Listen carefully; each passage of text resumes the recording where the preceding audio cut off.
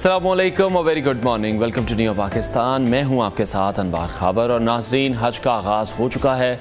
हज का रुकने आज़म वकूफ़ अरफा आज अदा किया जाएगा और दुनिया के कोने कोने से जो हज़ारों आज़मीन हज हैं वो हज का तराना यानी लब्बैक पढ़ते हुए मक्का मुकरमा पहुँच रहे हैं। और लाखों की तादाद में हज अदायगी के लिए सऊदी अरब पहुँचने वाले जो हाजी हैं उन्होंने कल से तारीख के सबसे बड़े हज का आगाज़ कर दिया है, क्योंकि रमा बरस आज़मीन हज की तादाद 20 लाख से तजावुज़ करते हुए माजी के रिकॉर्ड तोड़ सकती है। आज़मीन हज की इस रिकॉर्ड साज तादाद में 160 ममालिक से सऊदी अरब पहुँचे अफराद शामिल हैं। चुनाचा रमा बरस का जो हज है वो तारीख का सबसे बड़ा हज करार दिया जा सकता है। और इमसाल फरीज़ा हज की अदायगी के लिए रमा बरस 1,57,000 पाकिस्तानी आज़मीन सऊदी अरब पहुँचे हुए हैं। और पाकिस्तानी हुकाम के मुताबिक मिना में जो पाकिस्तान हज मिशन के 2 कैंप ऑफिसेज़ हैं वो कायम किए गए हैं, ताकि किसी किस्म का भी अगर उन्हें वहाँ पर इशू होता है, जैसे शोबा गुमशुदगी और बाजियाबी है, रहनुमाई है, शिकायत हैं और मॉनिटरिंग डेस्क है, वो 24 घंटे इस वक्त काम कर रहे हैं। तो आगे चलकर हम हज के मुक़द्दस इबादत पर मज़ीद बात भी करेंगे।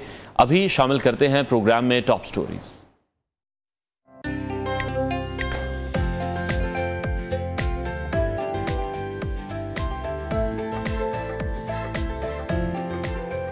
हज के रुकने आज़म वकूफ़ अरफा आज अदा किया जाएगा और हज का आगाज़ हो चुका है। दुनिया के कोने कोने से जो इस वक्त लाखों आज़मीन हज हैं वो हज का तराना यानी लब्बैक पढ़ते हुए मक्का मुकरमा पहुँच रहे हैं और लाखों की तादाद में लोग यहाँ पर मौजूद हैं। और इस बार यही बताया जा रहा है कि तकरीबन 20 लाख के करीब अफराद वहाँ पर मौजूद हैं, मुसलमान वहाँ पर मौजूद हैं जो हज का फरीज़ा अदा करेंगे। आज़मीन हज की इस रिकॉर्ड साज तादाद में 160 ममालिक से तमाम जो मुसलमान हैं वो सऊदी अरब पहुँचे हैं। और चनाचा रमा बरस का जो हज है वो तारीख का सबसे बड़ा हज भी करार दिया जा सकता है। और पाकिस्तानी हुकाम के मुताबिक जो वहाँ पर इंतज़ामात हैं वो भी बहुत बेहतर किए गए हैं। आगे चलकर इस पर मज़ीद भी बात करेंगे। अब शामिल करते हैं टॉप स्टोरीज।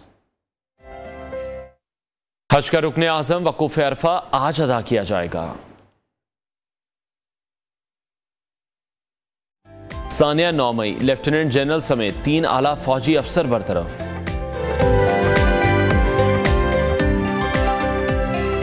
दुबई सियासी सरगर्मियों का मरकज, नवाज शरीफ की वापसी का रोड मैप तैयार। मुल्क भर में बारिशों का नया सिलसिला, एनडीएमए का अलर्ट जारी। और सबसे पहले बात करेंगे पाक फौज के शोबे ताल्लुकात आमा ISPR के सरबरा मेजर जनरल अहमद शरीफ की, जिन्होंने रावलपिंडी में न्यूज़ कॉन्फ्रेंस करते हुए ये कहा है कि 9 मई का सानिहा पाकिस्तान के खिलाफ एक बहुत बड़ी साजिश थी और यकीनी तौर पर उसकी जितनी भी मजम्मत की जाए वो कम है, जिसे पाकिस्तान की तारीख में ना ही भुलाया जाएगा और ना ही जो इसमें तमाम मुलव्विस अनासिर थे, मनसूबा साज थे, सहूलतकार थे, उनको माफ़ किया जा सकता है। और उनका ये कहना था कि जो खुद एहतसाबी का अमल है उसको भी मुकम्मल कर लिया गया है। गैरिजन्स, GHQ, जिना हाउस और फौजी तनसीबात की सिक्योरिटी में कोताही और उनका तकद्दुस बरकरार रखने में नाकामी पर फौज में बिला तफरीक खुद एहतसाबी का अमल किया गया है। सिर्फ सिविलियंस ही नहीं बल्कि जो लेफ्टिनेंट जनरल समेत 3 आला फौजी अफसरान हैं उन्हें भी नौकरी से बर्खास्त किया गया है। 15 अफसरान के खिलाफ सख्त अदबी कार्रवाई भी मुकम्मल की जा चुकी है, जिनमें 3 मेजर जनरल्स हैं, 7 ब्रिगेडियर्स शामिल हैं। फौज में जितना बड़ा ओहदा आता है तो जिम्मेदारी भी उतनी बड़ी ही निभानी पड़ती है।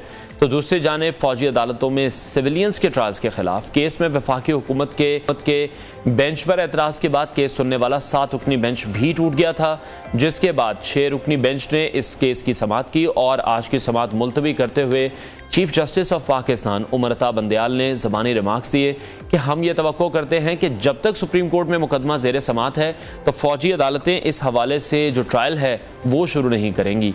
और दूसरी जानिब इस्लामाबाद में सियासत की गर्मा गर्मी के साथ मईशत बहाली की कोशिशें भी तेज़ कर दी गई हैं और कोशिश तो ये की जा रही है कि IMF के तमाम मुतालबात पूरे कर दिए जाएँ, तमाम मुतालबात मान भी लिए गए हैं, लेकिन अभी भी डू मोर की बात चल रही है जो कि बहुत हैरान कुन है।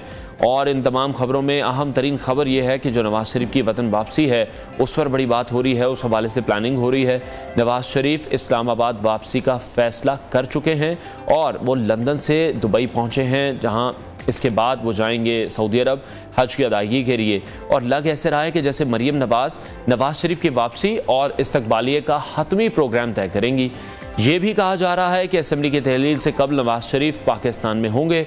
इदारों को बगावत पर उकसाने के केस में शहबाज गिल को इश्तिहारी करार देने की कार्रवाई शुरू करने का हुक्म भी दे दिया गया है और शहबाज गिल के बारे में हुक्म वो पाकिस्तान के किसी भी एयरपोर्ट पर भी नजर आए तो उन्हें फौरी तौर पर गिरफ्तार कर लिया जाएगा।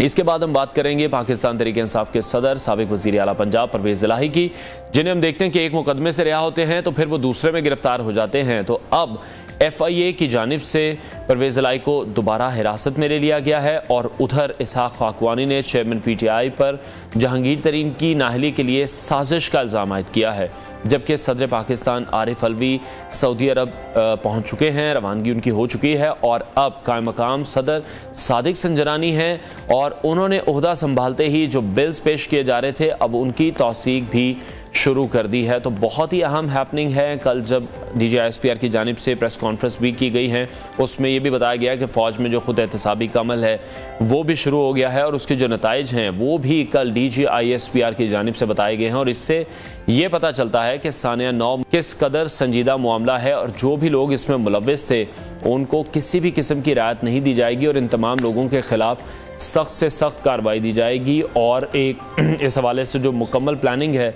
वो भी सामने आ रही है, जो प्रूफ हैं वो भी सामने आ रहे हैं। खैर आगे बढ़ते हैं, इस हवाले से हम मज़ीद एनालिसिस भी लेंगे, लेकिन कल रात से जो आज सुबह तक जारी रहने वाली बारिश है ज़रा उसको डिस्कस कर लेते हैं। लाहौर में हमने देखा कि जो सड़कें थी वो तालाब का मंजर पेश करती हमें दिखाई दी हैं।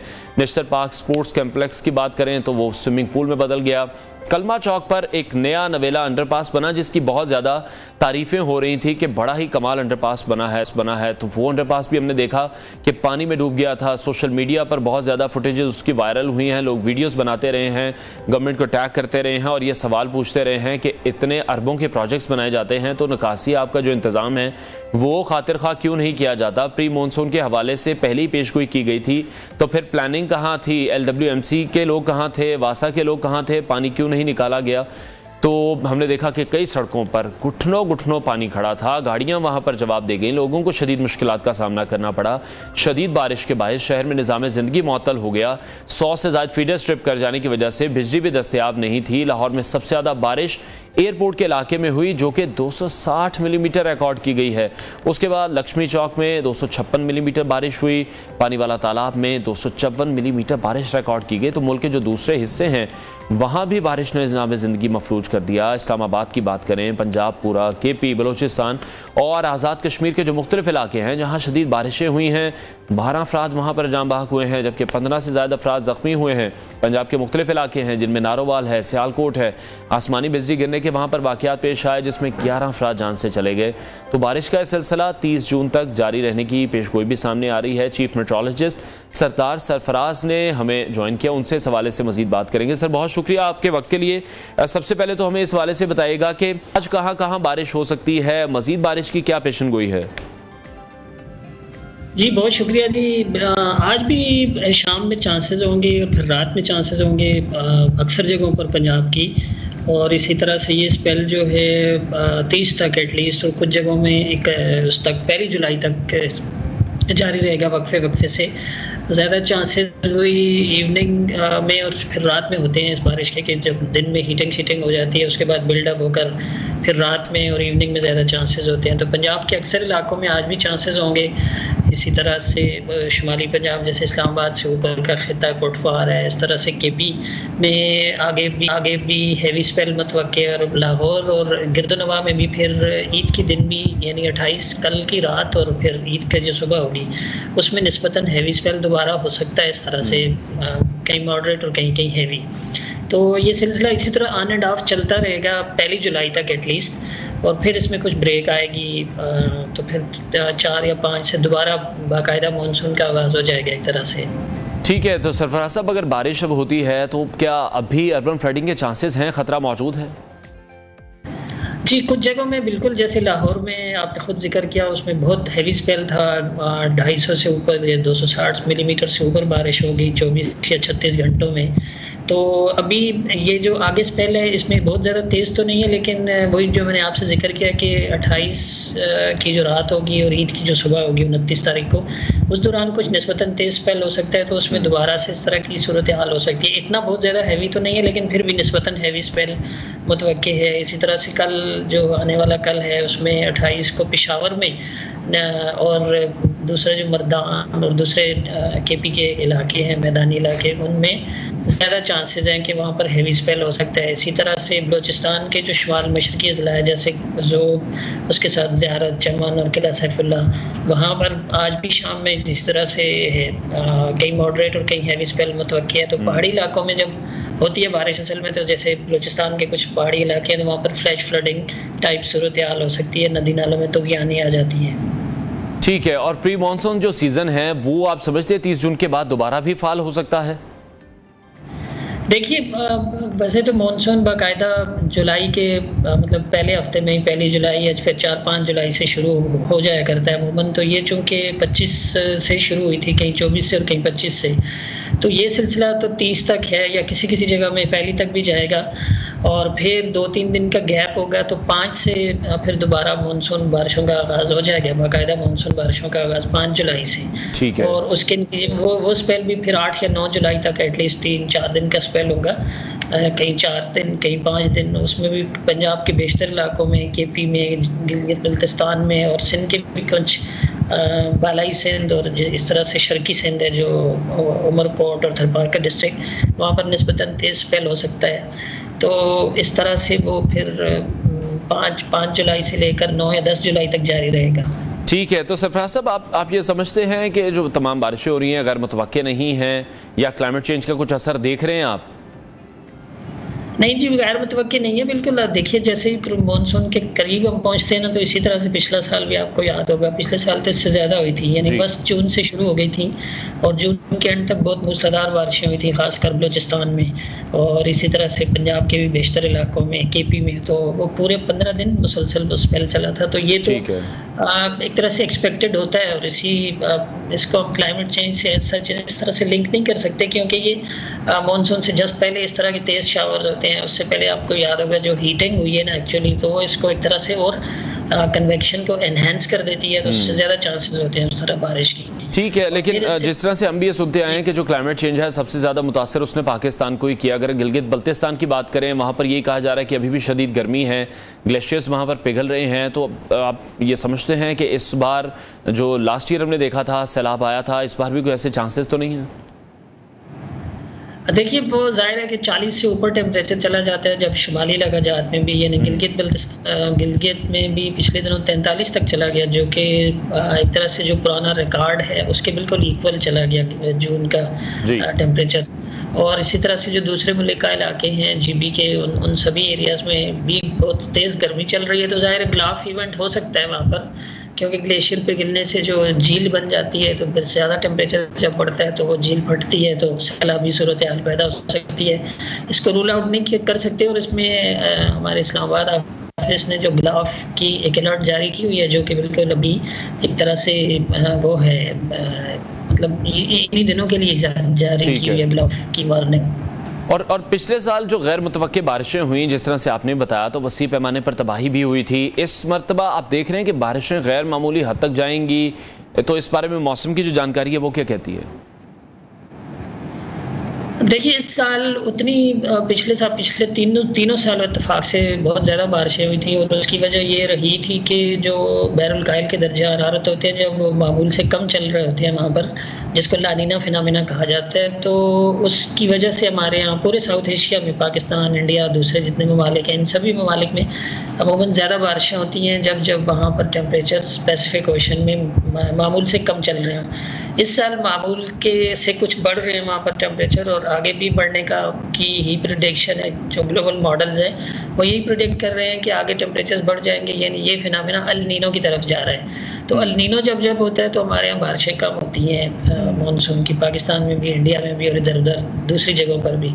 तो इस तनाजुर में हमने जो फोरकास्ट हमारे इस्लामाबाद ऑफिस ने इशू की है 2-3 दिन पहले ही फाइनल हुई है मानसून की, तो उस लिहाज से उतनी बहुत ज़्यादा हैवी बारिशें नहीं हैं जितनी कि पिछले साल हमने फेस की और बहुत डिवास्टेटिंग फ्लड्स हमने देखे थे। उस तरह के सूरत हाल इस साल मुतवक्किल नहीं है, लेकिन कोई इक्का दुक्का इंडिविजुअल इवेंट्स हो सकते हैं, उसमें इसको रूल आउट नहीं कर सकते हम, क्योंकि पाकिस्तान की टोपोग्राफी इस तरह से है कि जब मॉइस्चर सप्लाई मुसलसल अरेबियन सी से और बे ऑफ बंगाल दोनों से मानसून के दिनों में दोनों तरफ से सप्लाई होती है, और तीसरी जो वेस्टर्न डिस्टर्बेंस पे कोई नीचे आ जाए तो फिर इस तरह का हैवी स्पेल मुतवक्किल, उसको रूल आउट आप नहीं कर सकते, जैसा कि पिछले दिनों आपके लाहौर और गिरदनवा में हो चुका 3-4 दिन, 2 से 3 दिन मुसलसल हैवी बारिश हुई। तो ये इस तरह का इवेंट रूल आउट नहीं कर सकते, लेकिन overall at the end of the season की असेसमेंट ये है कि पूरे सीज़न में मामूल, कई बार मामूल से ज़्यादा, मामूली ज़्यादा पंजाब और KP के खासकर उन इलाकों में, और साउथ में सिंध और बलूचिस्तान में तो मामूल से कम दिखाई देती हैं बारिशें। ठीक है, बहुत शुक्रिया। चीफ मेट्रोलॉजिस्ट सरदार सरफराज हमारे साथ इन कॉन्वर्सेशन थे।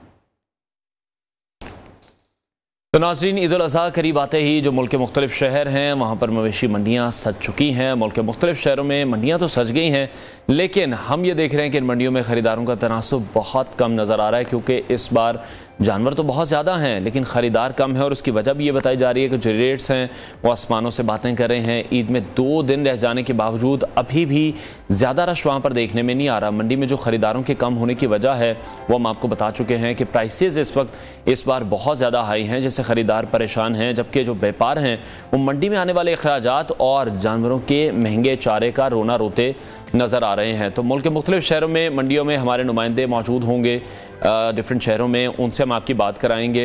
इस्लामाबाद का रुख करेंगे, फैज़ुल हसन वहाँ पर मौजूद हैं, उनसे इस हवाले से मज़ीद जानेंगे। फैज़, बताएगा आप किस मंडी में मौजूद हैं, यहाँ पर क्या मनाज़िर देख रहे हैं, जो व्यापारी हैं वो क्या बता रहे हैं? जी बिल्कुल, ईद कुर्बान के दिन जैसे जैसे करीब आ रहे हैं मवेशी मंडियों की रौनकें जो हैं वो बढ़ना शुरू हो गई हैं। आज हम 12 कऊ की एक बड़ी मवेशी मंडी में मौजूद हैं। यहाँ पर बड़े खूबसूरत जानवर लाए गए। मेरे कम में आप देख सकते हैं कि यहाँ पर जो 2 बड़े खूबसूरत बैल हैं, एक का नाम जो है वो लाडला है और दूसरे का नाम जो है वो गामा पहलवान है। इन दोनों की धूम मची हुई है। ये सब इस मंडी में ये सबसे बड़े और खूबसूरत जानवर हैं। वजन में भी ज़्यादा और कीमत में भी इनकी बहुत ज़्यादा है। तो हमारे साथ व्यापारी मौजूद हैं, उनसे जानने की कोशिश करते हैं कि वो इनको क्या खुराक दे रहे हैं और इनका रेट क्या मांग रहे हैं। जी आप हमें बताइएगा कि आप इनको क्या खुराक? ये जो है हमारा गामा पहलवान, ये हमारा घर का पला हुआ है। इस पर हमने बड़ी मेहनत की है। इसको हम सेब, मुरब्बे, दूध, देसी घी वगैरह ये वो सारा कुछ इसको खिलाते रहे। इसकी डिमांड हम कर रहे हैं 11 लाख रुपए। इसकी लग चुकी है, वो हमने नहीं दिया अभी तक। 11 लाख रुपए डिमांड है। तो वो जो दूसरा है वो भी हमारे घर का पला हुआ है, उसकी डिमांड हम कर रहे हैं 10 लाख रुपए। 5.5 बंदा उसका भी दे चुका था, डिमांड ऑफर आ चुकी है, लेकिन हमने अभी तक दिया नहीं है। अच्छा, आप हमें ये बताएं कि जो खरीदार आ रहे हैं वो क्या जानवर खरीद रहे हैं और उनकी क्या डिमांड है? महंगाई की वजह से कोई इशू को जिक्र करते हैं? लेके जा रहे हैं काफ़ी सारे बैल। हमने तकरीबन 60 बैल लाया था, आधे से ज़्यादा हमारे चले गए हैं, लेकिन महंगे हैं बैल। पिछले साल के बनस्बत इस साल 50,000 रुपया बैल महंगा है उससे ज़्यादा। जी बिल्कुल, आपने इनकी बात सुनी। इनका कहना था कि जो लाडला और जो है जो हमारे जो जानवर हैं बैलों को, इनको हमने देसी घी और दूध वगैरह के खिलाए हैं, जो खुराक इनको दी है। और यहाँ पर आप जो इनकी डिमांड कर रहे हैं 10 से 12 लाख रुपए इनकी हम डिमांड कर रहे हैं। हमारे पास बाकी बैल भी मौजूद थे, जो खरीदार आए हैं वो यहाँ पर लेकर गए। और मौसम की वजह से आज काफ़ी खरीदार जो है ना, यहाँ पर रश लगा हुआ है खरीदारों का, क्योंकि मौसम कुछ बेहतर हुआ है और ईद कुर्बान के दिन भी बिल्कुल साथ करीब आ रहे हैं। खरीदार की यहाँ पर जो कोशिश है वो ये चाहता है कि ईद कुर्बान पर हमें अच्छा जानवर मिल जाए और मुनासिब दाम में मिल जाए, मगर जो व्यापारी है उनका यही तवक्को है और वो यही चाहता है कि हमारे जो हमने बड़ी नाजों से जो। ठीक है फैज़ुल हसन, बहुत शुक्रिया आपका। इस्लामाबाद से आपने हमें अपडेट किया। तो जो इस्लामाबाद में रेट्स हैं वो तो सुन के मैं भी हैरान हो गया हूँ। 10 से 11 लाख रुपए का आपको एक बैल मिल रहा है। तो कराची का रुख कर लेते हैं। हमाद यूसुफ वहाँ पर मौजूद हैं, उनसे जानते हैं कि कराची में इस वक्त मंडियों में सूरत हाल क्या है। हमाद बताएगा, इस्लामाबाद में तो रेट्स बहुत ज़्यादा हैं, क्या कराची में भी सेम सूरत हाल है? जी, ईद उल अज़हा में अब सिर्फ 2 दिन बाकी हैं और जैसे जैसे ईद के दिन जो ख़त्म होते जा रहे हैं, ईद नज़दीक आती जा रही है, मवेशी मंडियों में जो है आवाम का रश बढ़ता दिखाई दे रहा है। मैं इस वक्त मलीर मंडी में मौजूद हूँ और यहाँ पर जो है आवाम की बड़ी तादाद जो है जानवर ख़रीदने के लिए आई हुई है। सबसे पहले मैं आपको बताऊँ कि इलाकाई मंडियों पर जो है आवाम का ज़्यादा रुझान इस वक्त पाया जा रहा है, क्योंकि कराची में जो इस बार मंडी लगी है मवेशी मंडी, वो नॉर्दर्न बाईपास पर लगी है। जो मरकज़ी मवेशी मंडी सबसे बड़ी, जो एशिया की सबसे बड़ी मवेशी मंडी है, वो नॉर्दर्न बाईपास पर लगी है, जिसकी वजह से जो है जिसकी स्टार्ट में खबरें हमें सुनने में आ रही थी कि वहाँ पर स्ट्रीट क्राइम की वारदातें हैं, स्नैचिंग वगैरह बहुत हो रही हैं। सबसे पहले तो कराची की आवाम जो है दूर जाने पर वहाँ पर जो है बड़ी मुश्किल जो है कराची की आवाम को पेश आ रही है, क्योंकि वो मंडी बहुत दूर लगी है। तो कराची की आवाम ये सोच रही है कि इतनी दूर जाना पड़ेगा जानवर लेने के लिए। तो दूसरी बात, वहाँ पर क्राइम वगैरह की जो वारदातें सुनने में आ रही थी, जो खबरें सुनने में आई थी कि जानवरों के जो ख़रीदने जा रहा है उसको जो है लूट लिया जा रहा है। इसकी वजह से भी आवाम में एक खौफ व हिरास पाया जा रहा था, जिसकी वजह से वो खौफ व हिरास जो है अब तक ख़त्म नहीं हो सका, जिसकी वजह से जो है आवाम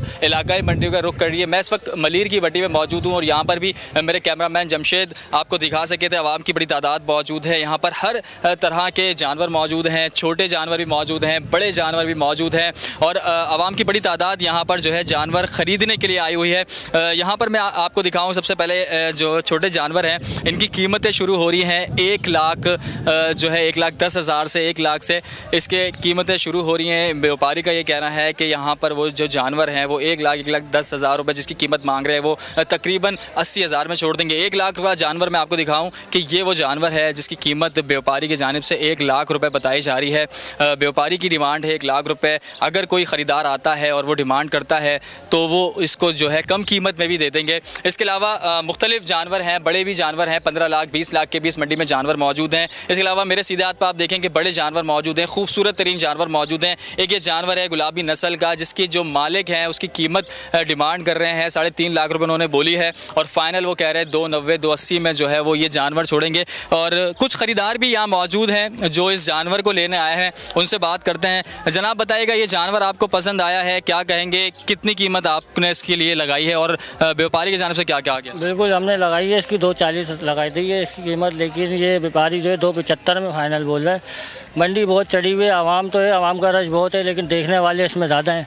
लेकिन व्यापारी जो है रेटों में कोई गुंजाइश नहीं कर रहे हैं और ईद में 2 दिन रह गए तो लिहाजा लेके आना। अच्छा मुझे बताएं, ईद में सिर्फ 2 दिन रह गए हैं, आप पहली ईद को कुर्बानी करते हैं या दूसरी ईद को करते हैं? अगर पहली ईद को करते हैं तो 2 दिन रह गए, आज लेके जाना है आपने जानवर, क्या कहेंगे? आना आज ये हमें जानवर लेके जाना है, लाजमी है, पसंद है हमें, लेकिन व्यापारी इसके रेट कम नहीं कर रहा है। इसके 240 लगा दिए, 275 बोल रहा है वो।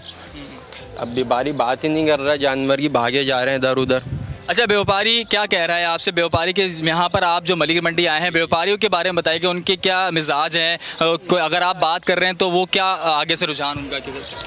उनको हमने 240 बोले, एक बंदा होता सौदा बनाता है, बीच में 35,000 का फ़र्क है, ज़्यादा नहीं है, लेकिन उनके दिमाग इतने चढ़े हुए हैं कि वो समझ ही नहीं रहे बात को। अब ये बाकी उनकी मर्ज़ी है, क्या बोल सकते हैं उनके बारे में हम, हमारी जितनी गुंजाइश थी हमने लगा दी।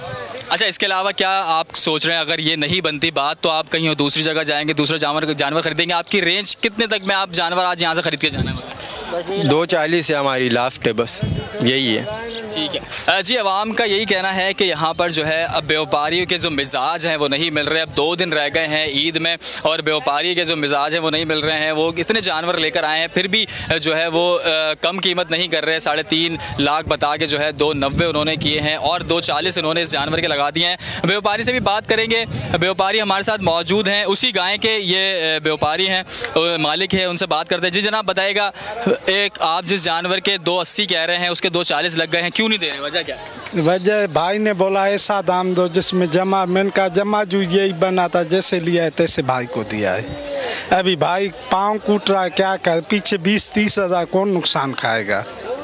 तो आप कुछ लचक निकालें, ये खड़े हुए हैं जानवर आपका खड़ा हुआ है, आप भी बेचने के लिए आए हैं, कुछ एक दरमियाना लगा लें ताकि जो है उनकी भी हो जाए और आपका भी जो है बिस्मिल्लाह। बाबा जैसे लेके आया भाई को दिया, भला 2000 नहीं दे वो नुकसान करता हूँ, यही कर सकता हूँ, और क्या करूँगा। ठीक है, इसके अलावा दूसरे व्यापारियों से बात करते हैं कि मुश्किलात क्या हैं। जनाब आप ये बताएगा कि आप भी ये बताएं कि मंडी में व्यापारी वगैरह को पानी वगैरह जानवर के लिए मिल रहा है, क्या मुश्किलात वगैरह? तो मुश्किलात कोई नहीं है, जानवर में को पानी मिल रहा है। 2-4 यहाँ टांकी लगी हुई हैं, जो पानी है वो मुफ्त का है, सारे जानवरों को वहाँ से पिलाते हैं। पानी वगैरह सेफ्टी यहाँ बहुत अच्छी है, 2 यहाँ गेट लगे हुए हैं, घाट यहाँ है, और जो जानवर यहाँ आता है वो एंट्री होता है, जो निकाला जाता है बेचते हैं वो उसकी भी एंट्री होती है। यहाँ सेफ्टी अच्छी है बहुत। अच्छा ख़रीदारों का बताएं मुझे कि ख़रीदार जो आ रहे हैं वो ख़रीदने के इरादे से आ रहे हैं, आपको क्या लगता है, या सिर्फ देखने के लिए आ रहे हैं? क्योंकि अब 2 दिन रह गए, किस लेकर तो जाना। रात जो गुजरा है अभी उसको देखकर खरीदार जो आ रहे हैं वो तफरी के लिए आ रहे हैं, खरीदार माना खरीदने नहीं आ रहे हैं। अच्छा, जो हम उसको मूल देते हैं उस पर वो ठहरते ही नहीं, चले जाते हैं ऐसे ही। अच्छा, आप कितने जानवर लाए थे और अब आपके कितने जानवर रह गए? हमारे जानवर थे 30, अभी 10 बेचे हैं, 20 यहाँ हुए। तो क्या इरादे, 2 दिन रह गए, 2 दिन में 20 बिक जाएंगे, क्या लगता है? वो अल्लाह माल के, अल्लाह पे भरोसा है, जैसे हुआ करेंगे। खरीदारों के हिसाब से क्या कहते हैं, जो खरीदार आ रहे हैं वो खरीद लेंगे आपके 20 जानवर? वो उसके ऊपर है, पता नहीं है उसके दिल में क्या है, हमारे दिल में क्या है। देखते हैं, मंडी है, मंडी कभी भी उठ सकती है, पता नहीं। ठीक है जी, एक व्यापारी का यही कहना है कि 2 दिन रह गए हैं और उनके पास जानवर बहुत ज़्यादा है। मंडी में भी इस वक्त मैं आपको दिखाऊं तो जानवर बहुत ज़्यादा यहाँ पर दिखने में आ रहे हैं। मेरे कैमरामैन आपको दिखा सके कि यहाँ पे बहुत बड़ी तादाद में जानवर मौजूद हैं। ख़रीदारों की तादाद भी बढ़ रही है, ख़रीदारों की तादाद भी यहाँ बढ़ रही है, बहुत जानवर यहाँ पर मौजूद हैं, जिसकी वजह से जो है व्यापारी का यही कहना है कि ज़्यादा जानवर लाने की वजह से अब तक उनके जो जानवर हैं वो कम बिके हैं। ख़रीदार जो आ रहे हैं वो जानवर ख़रीदने तो आ रहे हैं, लेकिन यहाँ पर ज़्यादातर तफरी के लिए जो है उनको लग रहा है कि खरीदार आ रहे हैं। तो सिर्फ 2 दिन रह गए हैं, आज और कल का दिन बहुत इंपॉर्टेंट है कराची के लिए, क्योंकि कराची की आवाम जो है वो शाम में निकलती है। अभी सुबह सवेरे का वक्त है, तो इस वजह से भी थोड़ी कब आवाम जो है वो मंडी में दिखाई दे रही है। शाम के वक्त ठीक है माजूद से बहुत शुक्रिया आपका, आपने हमें अपडेट किया। और हम देख रहे हैं कि जो व्यापारी हैं और जो ख़रीदार हैं दोनों ही शिकवे करते दिखाई दे रहे हैं। व्यापारी ये कह रहे हैं कि लोग विंडो शॉपिंग के लिए आ रहे हैं और ख़रीदार ये कह रहे हैं कि व्यापारी कोई भी बात सुनने को तैयार नहीं है। वो यही कह रहे हैं कि जो जानवरों का चारा है वो ही इतना महंगा हो चुका है, उनको जो पालना होता है पूरा 1 साल, तो वो जो कॉस्टिंग है वो बहुत ज़्यादा हो चुकी है। बहरहाल ये तो कराची की मंडी की सूरत हाल थी। पेशावर का रुख करते हैं, अब्दुल कयूम आफरीदी वहाँ पर मौजूद हैं, उनसे जानते हैं कि वहाँ क्या हालात हैं, वहाँ क्या रेट्स हैं, वहाँ ख़रीदार क्या कहते हैं। जी अब्दुल कयूम आफरीदी। जी बिल्कुल, पेशावर में ईद उल अज़हा पर मवेशी मंडियों में ख़रीदो फरोख्त के हवाले से तेज़ी देखने को मिल रही है। इस वक्त मैं मौजूद हूँ पेशावर के रिंग रोड पर वाक़या मवेशी मंडी में, जहाँ पर छोटे और बड़े जो कुर्बानी के जानवर है व्यापारी की जानिब से लाए गए हैं और उनकी कोशिश है कि उनके जो जानवर है वो बिक सके। शुरू में मंडियाँ जो है वो काफ़ी सुनसान और वीरान थी, लेकिन मौसम खुशगवार हो गया है, तो उसके बाद जो है जो ख़रीदार है उन्होंने मंडियों का रुख कर दिया है ताकि कुर्बानी के लिए जो है वो जानवर ख़रीद सके। अगर कीमतों के बारे में बात करें तो पेशावर के इस मंडी में अगर बड़े जानवर की बात करें तो 1 लाख रुपए से शुरू होता है और फिर ऑनवर्ड 20 लाख रुपए तक की जो जानवर है वो भी इस मंडी में दस्तयाब है। पिछले साल की निस्बत जो है इस वाकई जो है कीमतों में इजाफ़ा हुआ है। बड़े जानवर की कीमत जो है तकरीबन 25 से लेकर 35,000 रुपये तक इजाफ़ा हुआ है। यहाँ जो व्यापारी उनके साथ हमने बात की है, जो छोटे जानवर है 10 से लेकर 20,000 रुपये जो है उसकी कीमत में इजाफ़ा हुआ है।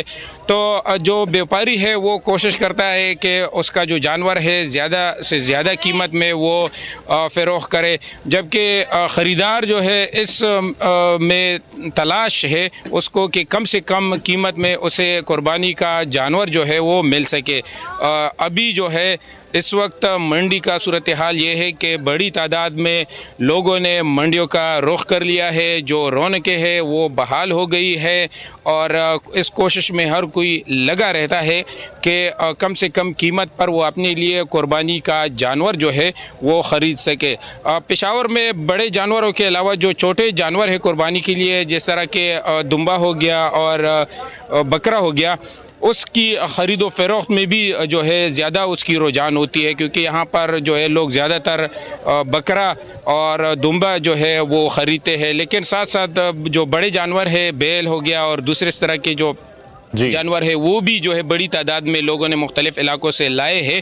तो सूरत हाल ये है कि लोग कोशिश करते हैं कि इस ईद कुर्बान पर। ठीक है, बहुत शुक्रिया अब्दुल कयूम आफरीदी, हमें अपडेट कर रहे थे पेशावर से। पेशावर की सूरत हाल भी आपने जानी और लाहौर, गुजरांवाला, कोयटा में भी हमारे रिपोर्टर्स मौजूद हैं, हम उनसे कनेक्ट करने की कोशिश कर रहे हैं। तो आगे चल के आपको इन 3 शहरों की मंडियों के हवाले से भी मजीद अपडेट्स देंगे। हमारे साथ रहिएगा, ब्रेक लेते हैं, दोबारा आपको ज्वाइन करते हैं।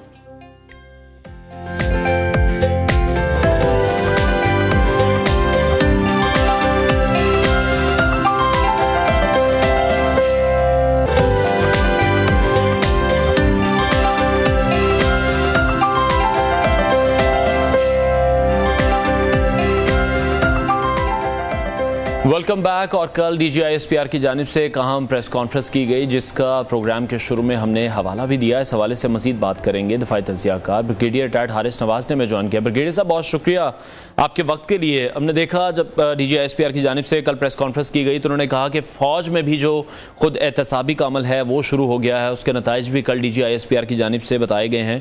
तो इससे भी ये पता चलता है कि सानिया 9 मई किस कदर एक संजीदा मामला है।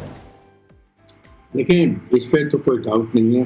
ख़ास तौर पे इस वजह से है कि एक पॉलिटिकल पार्टी ने, उनके लीडर ने, अगर आपने देखा हो तो 25 मई 2022 को जब एक लॉन्ग मार्च किया उन्होंने इस्लामाबाद पेशावर से, तो वहाँ से उस वक्त से उन्होंने एक नैरेटिव बिल्ड करना शुरू कर दिया कि फ़ौज में मीर जाफर, मीर सादिक, एनिमल्स होती है न्यूट्रल, चीफ आर्मी ऑफिसर के खिलाफ इन्होंने ताकि इसका कोर्ट मार्शल होना चाहिए, फिर 2 जनरल के खिलाफ बातें शुरू कर दी, उनकी एफआईआर कटनी चाहिए।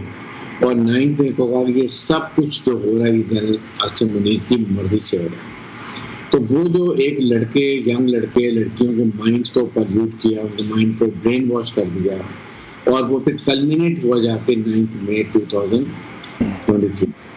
तो इसकी वजह से, जिसमें कभी ऐसे नहीं होता कि दुश्मन 75 साल से कोशिश कर रहा था कि किसी तरीके से भी फौज और अवाम में जो ट्रस्ट लेवल है, जो एतमाद है, जो इसमें दरार डाल दें और इसको कमज़ोर कर दें ताकि फौज कमज़ोर हो और फेडरेशन ऑफ पाकिस्तान जो है वो भी कमज़ोर हो जाए। इसकी वजह से ये 9 मई का इंसिडेंट हुआ है। और तो जिससे शोहदा भी यादगारों पर गए हैं, उसके बाद मिलिट्री कंटोनमेंट्स पे गए हैं, उस एयरफोर्स बेसिस पे गए हैं, सिक्योरिटी एजेंसी के दफ्तरों में जाके अटैक करने की कोशिश की है।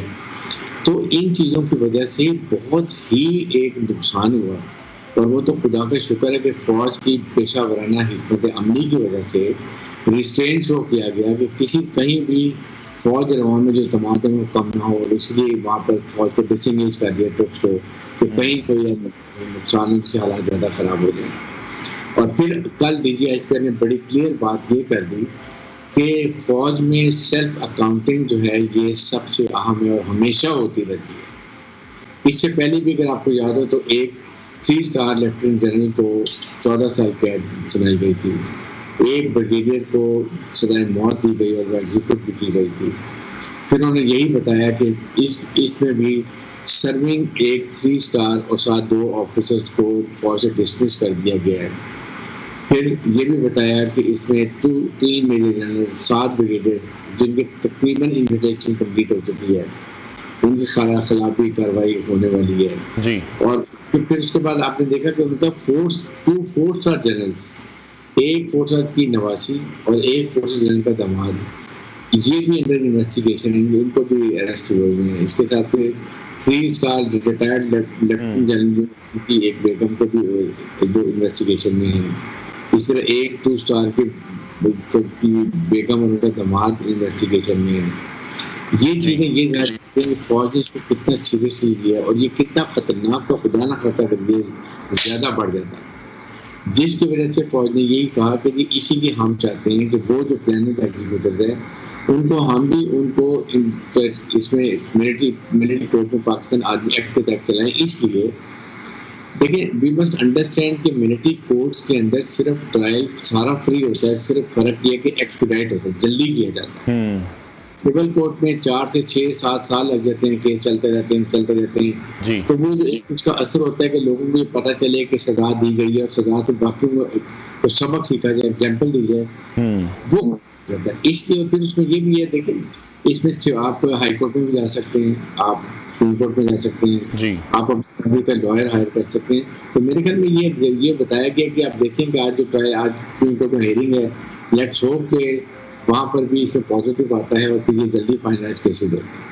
ठीक है, तो ब्रिगेडियर साहब खुद एहतसाबी के अमल की बात की गई है और आप ये समझते हैं कि जो भी तमाम लोग इसमें मुलव्विस थे, जो फौजी अफसरान हैं, उनके नाम अभी मंजर आम पर नहीं आए, तो क्या पहले प्रूफ किया जाएगा, जब कन्विक्टेड होंगे तब उनके हवाले से भी एक नामों की फहरिस्त जारी की जाएगी या करनी चाहिए? देखिए, ये फौज का एक अपना अमल होता है और ये अभी नहीं, ये पहले भी चलता रहता है।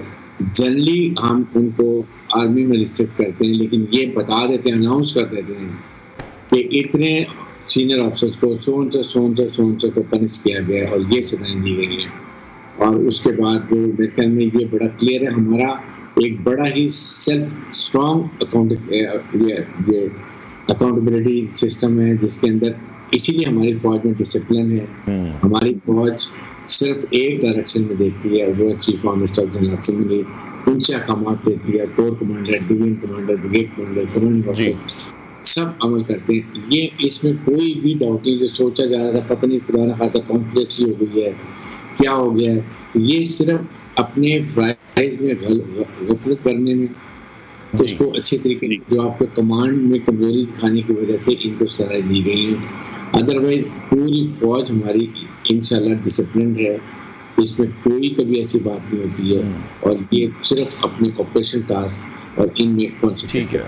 ठीक है ब्रिगेडियर साहब, जिस तरह से डीजी ISPR ने कहा कि साने 9 मई की मनसूबाबंदी पहले से ही चल रही थी जिसके तहत लोगों के जज्बात को भरा गया, शरंगेज बयानिए से लोगों की जहन साजी की गई और ये कहा गया डीजी ISPR की तरफ से, तो ये काम तो PTI के सोशल मीडिया विंग और खुद चेयरमैन PTI भी करते रहे, तो आप नहीं समझते कि ढील दी गई इन तमाम लोगों को? देखिए अभी ढीली दी गई है, इसीलिए इन सब की इन्वेस्टिगेशन हो रही है। द ओनली थिंग कि फेयर इन्वेस्टिगेशन होनी चाहिए और जो इन्वेस्टिगेशन पूरी होती है तो आई एम श्योर कि इसमें सिलेक्टिव केसेस जी टू पाकिस्तान मिलिट्री कोर्ट्स के अंदर और उनको पाकिस्तान आर्मी एक्ट के तहत चलाया जाएगा। इट डिपेंड्स सिविल गवर्नमेंट जो है उनकी वो FIA या जो भी इन्वेस्टिगेशन टीम कर रही है वो किस वक्त फाइनलाइज करती है। आई एम श्योर कि it is going to be very fast, expedite कर रहे हैं, जल्दी होगा, ताकि देखें justice delayed justice denied. It has to be. Army में काम एक्सपीडाइट टाइम के साथ होता है। अगर आपको कहते हैं कि आपने 3 महीने में ये ट्रायल कंप्लीट करना है तो वो दिन रात बैठेंगे, लेकिन इंसाफ के तमाम तकाजे पूरे करेंगे, इस पर किसी को। ठीक है, और दूसरी तरफ सुप्रीम कोर्ट ऑफ पाकिस्तान में भी यही मामला ज़ेर समात है, अदालत भी इस मामले की संगीनी को समझती है, तो क्या सिर्फ दायरा कार इख्तियार का मामला ही देखा जाएगा? और जो ज़बानी रिमार्क्स दिए गए चीफ जस्टिस की जानिब से वो भी यही थे कि जब तक इस केस का फैसला ना जाए, उम्मीद तो यही करते हैं कि मिलिट्री कोर्ट्स की जानिब से भी कोई फैसला सामने नहीं आएगा या कोई भी कार्रवाई नहीं होगी। देखिए जब आप सुप्रीम कोर्ट ऑफ पाकिस्तान को ऑर्डर करता है तो ये हर एक सब के लिए भी ये इम्प्लीमेंट किया जाता है। आई एम श्योर के अभी उसको हमने कोई ऐसे सजा, investigation might continue but then court का ट्रायल करना, सजा देना देर में भी हो जाए। मेरे ख्याल में 1 दिन में वैसे ही होगी आज ही, क्योंकि अब इसके बाद तो फिर 5 छुट्टियां आ रही हैं, तो मेरे ख्याल में चीफ जस्टिस भी आज इसको फाइनल करेंगे और लेट्स सी के क्या इंस्ट्रक्शन पास करते हैं। But the only thing whatever he passes, I think हुकूमत को जो उनके गुजरा कह चुके हम नहीं मानेंगे वो नहीं करना चाहिए। आपका अटॉर्नी जनरल है, आपके स्पेशल असिस्टेंट कादर हैं, वो केस को देख रहे हैं, आर्गूमेंट भी दे रहे हैं, वहाँ आप देखते हैं कि इसका क्या डिसीजन होगा, जो कोर्ट का डिसीजन होगा लेट गया। उसके बाद ऑप्शन होती है कि आप रिज्यूम में भी जा सकते हैं, बट आई थिंक ओवरऑल हमें इसको एक्सेप्ट करना चाहिए। ठीक है, बहुत शुक्रिया। ब्रिगेडियर रिटायर्ड हारिस नवाज दिफाई तजियाकार हमारे साथ इन कॉन्वर्सेशन थे। उनका ये कहना था कि अदालतें हैं वहाँ पर खुद एहतसाबी का अमल भी शुरू हो चुका है और इसके नताइज भी हमने देखा कि कल DG ISPR की जानिब से बताए गए हैं और इससे पता ये चला कि सानिया 9 मई किस कदर संजीदा मामला है और प्रॉपर तरीके से इसको इन्वेस्टिगेट किया जा रहा है। और जो ख़ुद एहतसाबी का अमल है वो इस बात का भी इशारा है कि अब चाहे कोई सिविलियन हो या कोई भी हो, उसको इन तमाम कवानीन का सामना करना पड़ेगा। और 9 मई के वाक़यात में जो लोग भी मुलव्विस थे, जो इसकी मनसूबाबंदी करते रहे हैं और जो लोग भी कोर कमांडर हाउस तक भी पहुँचे हैं दिफाई तनसीबात को जिन्होंने नुकसान पहुँचाया, उनके खिलाफ सख्त से सख्त कार्रवाई की जाएगी। और शर्मंगेज बयानिया जो है ये लोगों की जहनसाजी की गई है, ये भी DG ISPR की जानिब से ही कहा गया। तो ये काम तो PTI के सोशल मीडिया विंग और ख़ुद चेयरमैन PTI भी करते रहे हैं, वो हम देखते रहे हैं। आगे बढ़ते हैं और सियासी मंजरनामे से भी हमने प्रोग्राम के आगाज़ में आपसे कुछ खबरें शेयर की थी, क्योंकि दुबई इस वक्त मरकज़ निगाह बना हुआ है, सियासत का मरकज़ बना हुआ है। आमिर इलियास राना साहब सीनियर तजियाकार, उन्होंने हमें ज्वाइन किया। आमिर साहब बहुत शुक्रिया आपके वक्त के लिए। दुबई इस वक्त हम देख रहे हैं कि सियासी जो सरगर्मियों का मरकज़ है वो बना हुआ है। नवाज शरीफ वहाँ पर मौजूद हैं, मरीम नवाज मौजूद हैं, पीपल्स पार्टी की क़यादत। आप क्या समझते हैं दुबई क्यों पहुँची है? कौन से ऐसे मामलात हैं जिन पर अभी भी गुफ्तगू हो रही है, मुज़ाकरात हो रहे हैं?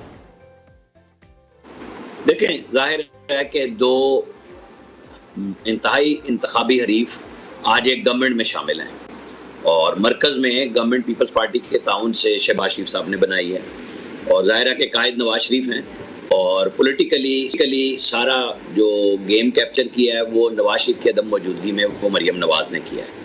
तो मरियम नवाज अभी इस्लामाबाद में थी और कुछ मुख्तलिफ हलकों से इतलात आई कि उनके साथ इनकी अहम मीटिंग्स मरी में और इस्लामाबाद में हुई, और फिर नवाज शरीफ साहब इसीलिए दुबई तशरीफ़ ले आए हैं कि अब जो चीज़ें मरियम नवाज से यहाँ पे हुई हैं, फिर मरियम नवाज ने नवाज शरीफ के कहने पे मुख्तलिफ ख़ास तौर पे बलूचिस्तान के पॉलिटिकल लीडर से मुलाकातें की हैं, क्योंकि आसिफ अली जरदारी बलूचिस्तान में पीपल्स पार्टी के लिए काम कर रहे हैं और नवाज शरीफ इस स्टाइल से काम करते हैं कि जहाँ वो चाह रहे हैं कि PMLN दोबारा उभरे, वहाँ जो उनके इंतखाबी हलीफ पाकिस्तान जैसे नेशनल पार्टी है, डॉक्टर मालिक बलोच और ये सारे लोग उनसे वो मिली हैं। उधर जाम कमाल से साबिक चीफ मिनिस्टर से मिली हैं जो पहले PMLN में थे, और फिर जब जैसे रजीम चेंज हो रहा था तो ये लोग छोड़ के मुस्लिम लीग से अलग हो गए थे, तो उनसे दोबारा राब्ते इस्तवार हुए हैं। यानी कि वो चीज़ें जो इंतखाबात के लिए जाहिर करती हैं कि एक दूसरे के साथ कोलिशन बनानी है, किसी को पार्टी में लाना है, वो सब रिपोर्ट्स लेके बराह रास्त नवाज शरीफ के पास पहुंची हैं। जरदारी साहब पहले दुबई थे, फिर दोबारा दुबई गए हैं, बिलावल का राब्ता सब जगह मौजूद, बातचीत हो रही है। असल में कुछ उम्मीदवार वो हैं जो निगरान वज़ीर आज़म बनना चाह रहे हैं, तो वो लोग भी दुबई में ही हैं। तो हर तरफ से ये यकीन दहानी हासिल की जाएगी कि कोई ऐसा काम ना हो कि गड़बड़ हो सके। और इन्होंने जाहिर है कि ये इंतखाबी अलायंस तो नहीं है PDM और पीपल्स पार्टी, ये हुकूमती अलायंस है। पंजाब में इन्होंने आपस में ही इलेक्शन लड़ना है। मुझे नज़र नहीं आ रहा कि ये हर चीज़ पे सीट एडजस्टमेंट कर जाएंगे। बहुत बड़ी बात होगी नवाज शरीफ और जरदारी की अगर ये आपस के अंदर पंजाब में बड़ी लंबी सीट एडजस्टमेंट कर जाएं, क्योंकि पीपल्स पार्टी वोट बैंक मौजूद नहीं है। PTI का वोट कट टू साइज हो रहा है कि उनके लोग टिकट होल्डर जा रहे हैं। उसके चेयरमैन इमरान खान कितने लोगों को वापस दोबारा कारकुनों के नाम पे टिकट दे सकेंगे या वो अहल रहेंगे, ये चूंकि अभी अगला महीना जो शुरू होने वाला है बड़ा अहम है। ठीक तो है, सब जगह पे आमिर साहब एक और अहम बात भी है, वो ये कि नवाज शरीफ की वापसी का जो रोड मैप है वो तय हो रहा है, लेकिन उनके सामने भी कई कानूनी मसाइल खड़े होंगे, तो ये सब कुछ मुस्तकबिल में हल होता देख रहे हैं आप? देखिए, कानूनी मसाइल जिस दिन नवाज शरीफ ने ये तय कर लिया कि उन्होंने लैंड करना है, दो चीज़ें हैं PMLN के मद्देनज़र हैं कि 16 सितंबर को chief justice of Pakistan retire हो जाएंगे, जो कि उस रजीम चेंज के उन फैसलों का हिस्सा थे जो 17-18 में हुए। तो इनकी अप्रीहेंशंस बहुत ज़्यादा हैं, पार्लियामेंट के अंदर भी कर रहे हैं।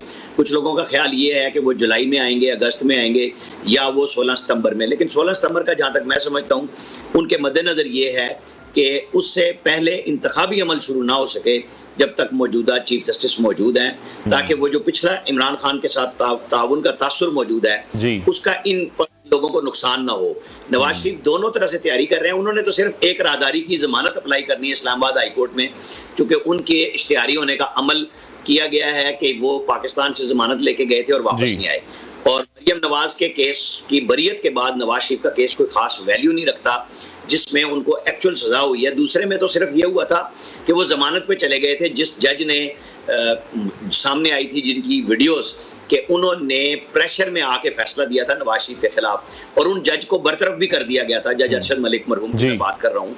और उसके बाद ये है कि वो केस कानूनी तौर पे सब लोगों की ये राय थी कि इसको केस को रिमांड होना चाहिए था या खत्म होना चाहिए था, कि जज खुद मान रहा है और हाई कोर्ट ने उसे न सिर्फ यहाँ से निकाला बल्कि लाहौर हाई कोर्ट ने उसे मुलाजमत से बरतरफ कर दिया था। लेकिन चूंकि उस वक्त सेम पेज था कि मिलिट्री एस्टेब्लिशमेंट, अदलिया और इमरान खान एक ही पेज पे थे, जो आज बहुत मुख्तलिफ शेप में नजर आ रहा है कि फौज ने कहा है कि हम सियासत में हिस्सा नहीं लेंगे, हम पीछे हट रहे हैं, हमें बार बार ना घसीटें। तो अब वो सिचुएशन नजर आ रही है जहां नवाज शरीफ राहदारी जमानत अप्लाई करके पाकिस्तान आ जाएंगे और उनको अदालत के आने तक का रास्ता जैसे सागडार को भी फराहम किया गया था उस तरह। ठीक है आमिर साहब, इतलात कुछ ये भी है कि पीपल्स पार्टी ने नून लीग से पंजाब समेत दीगर सूबों में सीटें भी मांगी हैं, जिसमें गिलानी खानदान है, राजा परवेज अशरफ, कमर जमान कायरा और नदीम अफजल चंद समेत कुछ दीगर हलके हैं जहां पर नून लीग उम्मीदवार खड़े नहीं करेगी। तो यही कहा जा रहा है, ये बात भी आपने नोट की होगी कि पाकिस्तान में हम देख रहे हैं कि पहले से ही अब ये सीट एडजस्टमेंट का जो मामला है ये दोनों जमातें आपस में कर लेंगी। मैं आपको बताता हूँ, जब PDM पहली दफा बना था तो नवाज शरीफ साहब की इस यकीन दहानी के साथ बना था कि जरदारी साहब को कह दिया गया था कि पंजाब में जहां उनके पोटेंशियल कैंडिडेट होंगे जिनके आपने नाम लिए हैं और जिन्होंने वोट लिए हैं और कुछ जीते भी हैं, जैसे इना रब्बानी खर का हल्का था, इस तरह राजा परवेज अशरफ हैं, मखदूम अहमद महमूद के साहबजादे जीते हैं, कि ये तो आपके ही होंगी, बाकी हम जहां आपके कैंडिडेट अच्छे होंगे अपने कैंडिडेट नहीं देंगे। लेकिन उसके बाद जरदारी साहब पीडीएम से सिंध हुकूमत बचाने के लिए अलग हो गए थे और फिर दोबारा आदम एतमाद की तहरीक में ये सारे इकट्ठे हुए। तो चीजें, राब्ते, रास्ते, जवाब सब मौजूद हैं कि ये कैसे एडजस्ट करेंगे। लेकिन पीपल्स पार्टी ने बहुत ज्यादा लोग वहां से एडजस्ट किए हैं जहां पीएमएलएन मुसलसल जीटी रोड से जीती है और उनके मुखालिफ जो पीटीआई से भी छोड़ रहे हैं, कुछ तो चले गए हैं ना अलीम खान साहब की पार्टी में और बाकी जरदारी साहब को ज्वाइन कर रहे हैं। वहां पे बहुत मुश्किल होगा, ये कोई आसान मरला नहीं है। मुज़ाकरात जरूर हो रहे हैं, अच्छे अंदाज से हो रहे हैं, लेकिन मुझे लगता है कि फिर ये लड़ाई ओपन हो जाएगी अगर कहीं एडजस्टमेंट हुई तो ठीक है, वरना पीपल्स पार्टी और नून लीग के मैदान में अपने अपने उम्मीदवार होंगे और बिल्कुल हमें माजी की तरह इनकी तकरीरें नजर आएंगी। लेकिन आमिर साहब, जिस तरह से आप भी इस बात की तौसीक कर रहे हैं कि जहां जहां पीपल्स पार्टी के पोटेंशियल कैंडिडेट मौजूद हैं वहां पर सीट एडजस्टमेंट नून लीग करेगी, ये मुआहदा पहले भी हुआ, इस पर बात हुई है और अभी कुछ इत्तलात ये हैं कि इस्तेहकाम पाकिस्तान पार्टी के भी कुछ लोगों के साथ सीट एडजस्टमेंट होगी, तो फिर पाकिस्तान मुस्लिम लीग नून को क्या मिलेगा? यही वो बात है जो पहले पाकिस्तान पीपल्स पार्टी, पाकिस्तान मुस्लिम लीग नून दोनों की क़यादत दुबई में बैठी है, तय कर रही है कि ये कहां तक आपस में और मुख्तलिफ सर्वेज कराए जा रहे हैं मुसलसल कि किस हल्के में किस कैंडिडेट की कोई हैसियत मौजूद है। क्योंकि पीएमएलएन ने बहुत बड़ा नुकसान उठाया जब उन्होंने जो पीटीआई के मुनारिफीन थे उनको पंजाब के ज़िमनी इलेक्शन में वोट दिया, तो पीएमएलएन के अपने वोटरों ने आके वोट नहीं दिया, बल्कि लाहौर शहर के अंदर तो बिल्कुल ये था कि वोटर बाहर ही नहीं आया। इनका मसला इनके साथ ये बना और बड़े बड़े पोटेंशियल कैंडिडेट पीएमएलएन के, जाहिर है कि उनको पता था कि अगर हम इनको आज सपोर्ट फुल कर देते हैं तो हमारे लिए कल को मसला होगा, इसलिए वो सारी सीटें ओपन भी हो गई हैं। उनमें से आप देखें सईद अकबर नवानी ये पीटीआई में गए थे आज़ाद हैसियत से और उसके बाद वो नून लीग के इलेक्शन से लड़े, वहाँ इरफान न्याजी मौजूद थे जो पीटीआई में चले गए और ये नून लीग में आ गए और वो जीत गए और ये सईद अकबर नवानी हार गए और अब वो इस्तेकाम पाकिस्तान पार्टी में शामिल हैं। तो ये मुख्तलिफ मिसालें जहाँ पे लोगों का बड़ा वोट बैंक भी मौजूद है। अब उनकी सीट एडजस्टमेंट कैसे होगी, यही वो सारी गुफ्तगू हो रही है। ठीक है, तो क्या नून लीग को भी अदले का बदला मिलेगा? केपी में, बलूचिस्तान में, सिंध में, कराची में आप देख रहे हैं वहां पर अगर उनके स्ट्रॉन्ग कैंडिडेट्स मौजूद हैं तो वहां पर उन्हें मौका दिया जाएगा, सीट एडजस्टमेंट वहां पर होगी। देखिए यही वो गुफ्तगू है जो हो रही है। जैसे कराची से मंदू खेल साहब आ गए हैं जीत के और शहबाज शरीफ साहब वहां से इलेक्शन लड़े थे और उस वक्त वो जो आरटीएस बैठा था, क्योंकि बहुत सारों का था कि ये जीत गए थे और इनको फैसल बावड़ा वाली सीट है जो उसमें वो उनको जिता दिया फैसल बावड़ा को। एक दो जगहों पे सिंध शहर के अंदर पीएमएलएन की बहुत कम, कराची में 2-3 सीटों पे वो अपना हाथ रख के मांगेंगे कि हमें आप हमारा यहाँ पे कैंडिडेट आप पीपल्स पार्टी न लाए, एमक्यूएम न लाए। वो अलग से एक कराची शहर की बहस होनी है। इस वक्त मेन बैटलफील्ड जो इंतखाब है वो पंजाब की है जो वहाँ पे जेरे बहस है। केपी के अंदर मुस्लिम लीग नून की मानसेरा जो ये सारी हजारा बेल्ट है, यहाँ पे तकरीबन इनका होल्ड मौजूद है और ये किसी और के साथ एडजस्टमेंट पे जाएंगे भी नहीं कि वहाँ कोई दूसरा आए, क्योंकि पीटीआई और पीएमएलएन यही दोनों नंबर 1 और नंबर 2 पे थे। पीएमएलएन ने सारे केपी में अगर हारती भी चली गई तो हजारा में जीतती चली गई थी। अब ये सारी चीजें नए सिरे से हर जगह पे, क्योंकि कुछ लोगों को पीपल्स पार्टी ने केपी में दोबारा शामिल किया है, वहाँ मौलाना फजलुर रहमान बैठे हुए हैं। एएनपी अपनी अलग हैसियत में चाहती है कि वो पूरा इलेक्शन केपी में चीफ मिनिस्टर अपना दोबारा। ठीक है आमिर साहब, एक शॉर्ट कमेंट कीजिएगा। कल एक बड़ी अहम प्रेस कॉन्फ्रेंस की डीजीआईएसपीआर की जानिब से, तो उसमें आप ये देख रहे हैं कि चेयरमैन पीटीआई या पीटीआई पर कांटा लग चुका है? कांटा लगे ना लगे, जो लफ्ज आया है कि जिन लोगों ने प्लानिंग की, जिन्होंने साजिश की, उनको किसी सूरत में नहीं छोड़ा जाएगा। और आपको और हमारे साथ पीटीआई के वो बहुत सारे वर्कर्स के वीडियो बयानात सामने आए हैं जो पकड़े गए हैं, जिन्होंने कहा था कि हमें ज़मान पार्क में इस बात के लिए कहा गया था। अब उसको कानून की नज़र में, शवाहिद में बदला जाएगा कि या वो बयानात ले लिए गए हैं, क्योंकि पब्लिक में तो वो आ चुके हैं। तो वाज़ेह इशारा तो वो पीटीआई के चेयरमैन इमरान खान की तरफ ही है। अब कोर्ट ऑफ लॉ में जो मिलिट्री कोर्ट है, जिसके बारे में अभी सुप्रीम कोर्ट ने ये कहा है कि हम तवक्को करते हैं कि वो कोई अदालती कार्रवाई नहीं करेंगे। लेकिन बहुत शुक्रिया सीनियर तज़कियाकार आमिर इलियास राना हमारे साथ इन कॉन्वर्सेशन थे। ब्रेक लेते हैं, हेडलाइंस के बाद आपको दोबारा ज्वाइन करेंगे, साथ रहिए।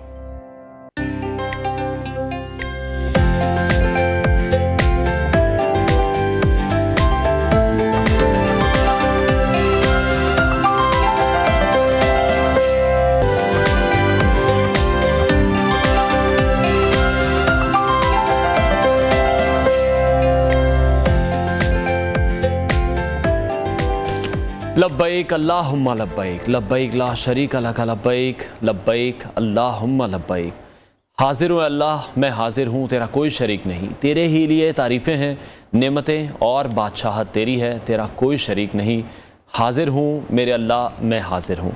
मनासिक हज की अदायगी के सिलसिले में आज़मीन हज कल खैमों के शहर मिना पहुँचे थे, जहाँ आज़मीन रात भर मिना में इबादत में मसरूफ़ रहे और नमाज फ़जर के बाद आज़मीन रुकन आज़म वक़ूफ़ अरफ़ा की अदायगी के लिए मैदान अरफ़ात रवाना हो गए, जहाँ हज का अहम रुकन आज़म वक़ूफ़ अरफ़ा अदा करेंगे।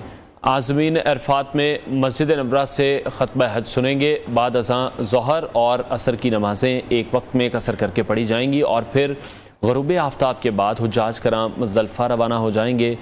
तो आज हम हज की अजीम इबादत पर बात करेंगे। हमारे साथ नहायत काबिल कद्र उलमा मौजूद हैं, आपका उनसे तारुफ़ भी कराएंगे। मनासिक हज की अदायगी के सिलसिले में आज़मीन हज कल खैमों के शहर मिना पहुँचे थे, जहाँ आज़मीन रात नमाज फ़जर के बाद आज़मीन रुकन आज़म वक़ूफ़ अरफ़ा की अदायगी के लिए मैदान भर मिना में इबादत में मसरूफ़ रहे हैं और फिर वह अरफ़ात रवाना हो गए, जहाँ हज का अहम रुकन वक़ूफ़ अरफ़ा अदा करेंगे। आज़मीन अरफ़ात में मस्जिद नबरा से खुतबा हज सुनेंगे और बाद अज़ां ज़ोहर और असर की जो नमाज़ें हैं वो एक वक्त में कसर करके पढ़ी जाएंगी और फिर ग़ुरूब आफ्ताब के बाद हुज्जाज कराम मुज़दलिफ़ा रवाना हो जाएंगे। इस हवाले से हमारे साथ उलमा मौजूद होंगे, उनसे हम मज़ीद भी बात करेंगे और आपका तारुफ़ करवाते हैं। अल्लामा अब्दुल शकूर हक्कानी इस्लामी स्कॉलर और सैयद ज़ियाउल्लाह शाह बुखारी साहब ने हमें ज्वाइन किया है, स्टूडियोज़ में हमारे साथ मौजूद हैं। उनसे गुफ्तगू का आगाज़ करते हैं। ज़ियाउल्लाह बुखारी साहब बहुत शुक्रिया आपके वक्त के लिए।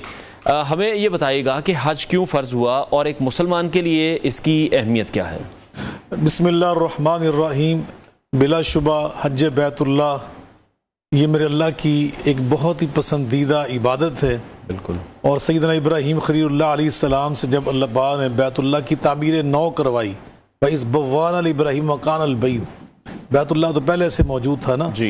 ये भी हमारे एक तसव्वुर है कि शायद इब्राहीम अलैहिस्सलाम ने पहले इसको बनाया। इन्ना अव्वल बैतिन वुज़िअ लिन्नासि लल्लज़ी बिबक्का मुबारकन व हुदन लिल आलमीन। रूए ज़मीन पे सबसे पहली जो इमारत खड़ी ये वो बैतुल्लाह थी। तो हज़रत इब्राहीम अलैहिस्सलाम तामीर नौ फरमाई इस्माईल अलैहिस्सलाम को साथ मिलाकर, तो उस वक़्त अल्लाह ने उनसे ऐलान करवाया वअज़्ज़िन फ़िन्नासि बिलहज्जि यअतूका रिजाला व अला कुल्लि ज़ामिरिन यअतीना मिन कुल्लि फ़ज्जिन अमीक़ लियशहदू मनाफ़िअ लहुम। आखिर तक अल्लाह फरमाते हैं ऐलान हज कर दो, बैतुल्लाह बन चुका है। इब्राहीम अलैहिस्सलाम पहाड़ी पे आए, दाएं बाएं आगे पीछे देखा तो कुछ सुनने वाला ही नहीं था। अर्ज़ किया या अल्लाह मैं किसको सुनाऊँ, ऐलान किसके सामने करूँ? तो अल्लाह ताला ने वहाँ ये वादा फरमाया कि मेरे खलीलुल्लाह ऐलान करना आपका काम है, मैं आपसे ये वादा कर रहा हूँ यातीना मिन कुल्लि फ़ज्जिन अमीक़, पैदल भी चल कर आएंगे, दूर दराज के इलाकों से सवारियों पर बैठ कर आएंगे, जो चल चल कर दुबली पतली हो जाएंगी, कमज़ोर हो जाएंगी। और आज तक अल्लाह ने उस अपने वादे की लाज रखी है। वलिल्लाहि अलन्नासि हिज्जुल बैत मन इस्तता इलैहि सबीला। फरमाया कि जिसको अल्लाह बदनी और माली इस्तात अता फरमाए उस पर ज़िंदगी में एक बार हज बैतुल्लाह करना फ़र्ज़ है। ये नबी पाक सल्लल्लाहु ने इसकी खुद वजाहत फरमाई। बल्कि एक सहाबी ने पूछा, जब आप फरमाया कि हज बैतुल्लाह इस्तात वाले पे फ़र्ज़, उसने कहा अफ़ी कुल्लि आमिन या रसूल सल्लम, आका हर साल फ़र्ज़ है। तो आपने खामोशी इख्तियार की, वो पूछता रहा। बाद में आपने फरमाया अल्लाह के बंदो जब मैं कोई बात कर रहा होता हूँ ना तो तवज्जो सुना करो बस। अगर मेरे मुंह से हाँ निकल जाता तो हमेशा हर साल फ़र्ज़ हो जाता, फिर तुमसे ये इस्तात ना होती। तो बहरकैफ एक दफ़ा ज़िंदगी में साहिब इस्तात पर हज बैतुल्लाह करना ये फ़र्ज़ है। बुनियल इस्लाम अला खमसिन, इस्लाम जो दीन इस्लाम है अल्लाह की इताअत बंदगी और ग़ुलामी का नाम है, और एक उसूल ज़िंदगी और दस्तूर हयात और आईन हयात है। उसकी 5 बुनियादें, उनमें से एक अल्लाह के घर की ज़ियारत जिसको हम हज कहते हैं, वहाँ पे पहुँचना और अल्लाह की बारगाह में हाज़िरी देना। अभी जो आप पढ़ रहे तलबिया, लब्बैक अल्लाहुम्मा लब्बैक, लब्बैक ला शरीका लक लब्बैक, इन्नल हम्दा वन निअमता लक वल मुल्क ला शरीका लक। और अल्लाह फरमाते हैं लियशहदू मनाफ़िअ लहुम। वहाँ जब पहुँचते हैं ना हुज्जाज किराम, ये अल्लाह के मेहमान होते हैं और ये दीन और दुनिया के लिहाज से मुनाफे हासिल करके आते हैं, जोलियाँ भर के लाते हैं। सबसे पहला कि एक मुसलमान के दीन की तकमील हो जाती है जब अल्लाह ने उसको इस्तात दी। दूसरा, नबी करीम अलैहिस्सलाम ने बिशारत दी, मन हज्ज हाज़ल बैत फलम यरफुस वलम यफसुक रजा कयौमिन वलदत उम्मुहु। जब एक मुसलमान सही तौर पर अल्लाह की गुलामी के तकाजे बजा लाते हुए, मैं पूरी बात का मफहूम यूँ बयान कर रहा हूँ, हज बैतुल्लाह का फरीज़ा अंजाम देता है तो फिर गुनाहों से इस तरह पाक और साफ कर दिया जाता है कि जैसे आज उसकी माँ ने उसे जन्म दिया, जैसे पहले दिन का बच्चा गुनाहों से पाक और साफ होता है, इसी तरह एक हाजी जब पलटता है ना वहाँ से हज करके और हज उसका मकबूल हो जाता है और अल्लाह की बारगाह में मंजूर हो जाता है, तो इस तरह गुनाहों से पाक और साफ। अल हज्जुल मबरूर लैसा लहू जज़ाउन इल्लल जन्नह, आका फरमाते जो हज नेकियों वाला कबूलियत वाला होता है ना, उसकी जजा और इनाम स्वयं जन्नत के कुछ और शय हो ही नहीं सकती। तो ये नबी पर ये भी फरमाया कि ताबिऊ बैनल हज वल उमरा, ये ना समझो कि इतने पैसे लग जाएंगे हज पर।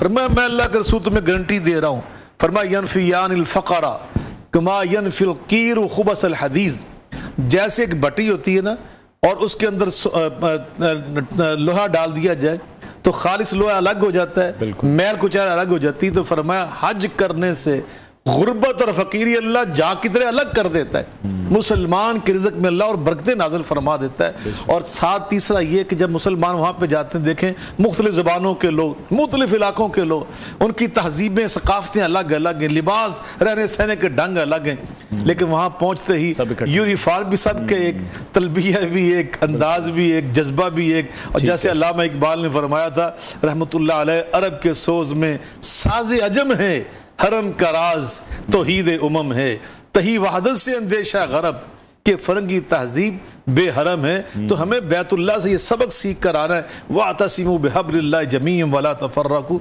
आप देखें वहाँ पे नमाजें पढ़ने का अंदाज जुदा जुदा होगा, लेकिन सब जैसे अभी आप फरमा रहे थे, नमाज सब इकट्ठे पढ़ेंगे, एक इमाम के पीछे पढ़ेंगे। यहाँ तो हमें मसला बना होता है कि उसके पीछे होती है, उसके पीछे, तो वहाँ पे अल्हम्दुलिल्लाह सब तमाम मकातबे फिक्र से मुनसलिक मुसलमान ये जज्बा लेके आएंगे कि अल्लाह की रस्सी को हमने मजबूती से। इसकी सबसे बड़ी खूबसूरती भी है। और अल्लामा साहब से मैं जानना चाहूँगा कि हज इस लिहाज से भी बड़ी नुमाया इबादत है, क्योंकि हम इसमें देखते हैं जिस तरह से शाह साहब ने भी कहा कि बैक वक्त माली इबादत भी है, बतनी भी है, रूहानी भी है, तीनों पहलुओं पर मुश्तमिल है। तो खुसूसी इबादत और कोई भी जो दूसरी इबादत है उसको शायद ये मकाम भी हासिल नहीं है। बिस्मिल्लाहि वस्सलातु वस्सलामु अला रसूलिल्लाह व अला आलिहि व अस्हाबिहि अजमाइन। बड़ी खूबसूरत गुफ्तगू फरमा रहे थे अल्लामा ज़ियाउल्लाह शाह बुखारी दामत बरकातुहुम। हज असल में पूरी दुनिया को इज्तिमाइयत सिखाने और दिखाने का नाम है। पूरी दुनिया को ये मैसेज जाता है कि देखो मुसलमान मुत्तहिद हैं और पूरी दुनिया के कोनों कोनों से जमा होने वाले सब मुसलमान भाइयों की तरह इकट्ठे हैं। और ये सबक भी दिया जाता है कि जिस तरह आज के दिन तुम सारे मुत्तहिद और मुत्तफ़िक़ हो, आइंदा ज़िंदगी में भी ऐसे ही मुत्तहिद और मुत्तफ़िक़ रहो। और हज बैतुल्लाह में नबी करीम सल्लल्लाहु अलैहि वसल्लम ने जो खुतबा इरशाद फरमाया उसमें यही चीज़ सिखाई थी कि देखो जिस तरह आज का ये दिन और आज का ये महीना और ये आज की जगह, ये शहर, और जिस तरह तुम्हारे नज़दीक काबिल एहतराम है, इसी तरह मुसलमान का खून, मुसलमान की इज़्ज़त ये काबिल एहतराम है। यानी जिस तरह इस जगह पे आके तुम अदब व एहतराम के साथ रह रहे हो, इसी तरह मुसलमान को मुसलमान के साथ भी अदब व एहतराम वाला मामला करना चाहिए।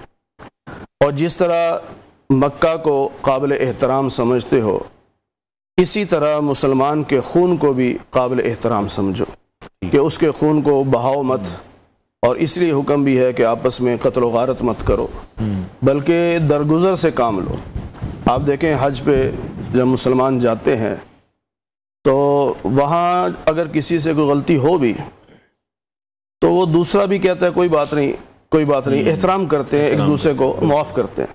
तो ये हमें सबक दिया जा रहा है कि अपने अपने मकाम पे जाकर भी मुसलमानों को आपस में एक दूसरे की गलतियों को माफ़ करना चाहिए और एक दूसरे से दरगुजर करना चाहिए और एक दूसरे के काम आना चाहिए।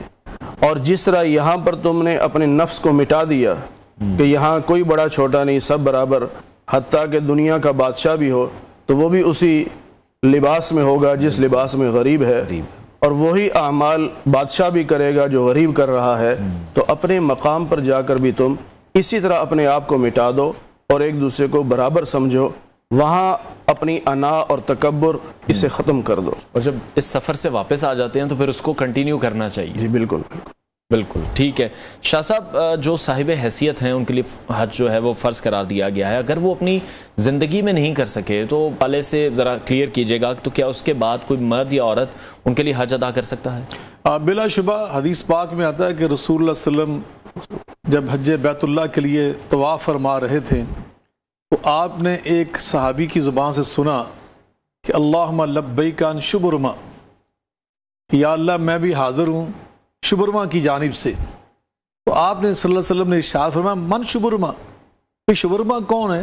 तो उसने कहा काना करीब अली, ये मेरा एक अजीज़ रिश्तेदार था, फौत हो चुका है, तो उस पर हज फ़र्ज़ था, वो कर न सका, तो मैं उसकी तरफ से हाज़िर हुआ हूँ, वो फौत हो चुका है।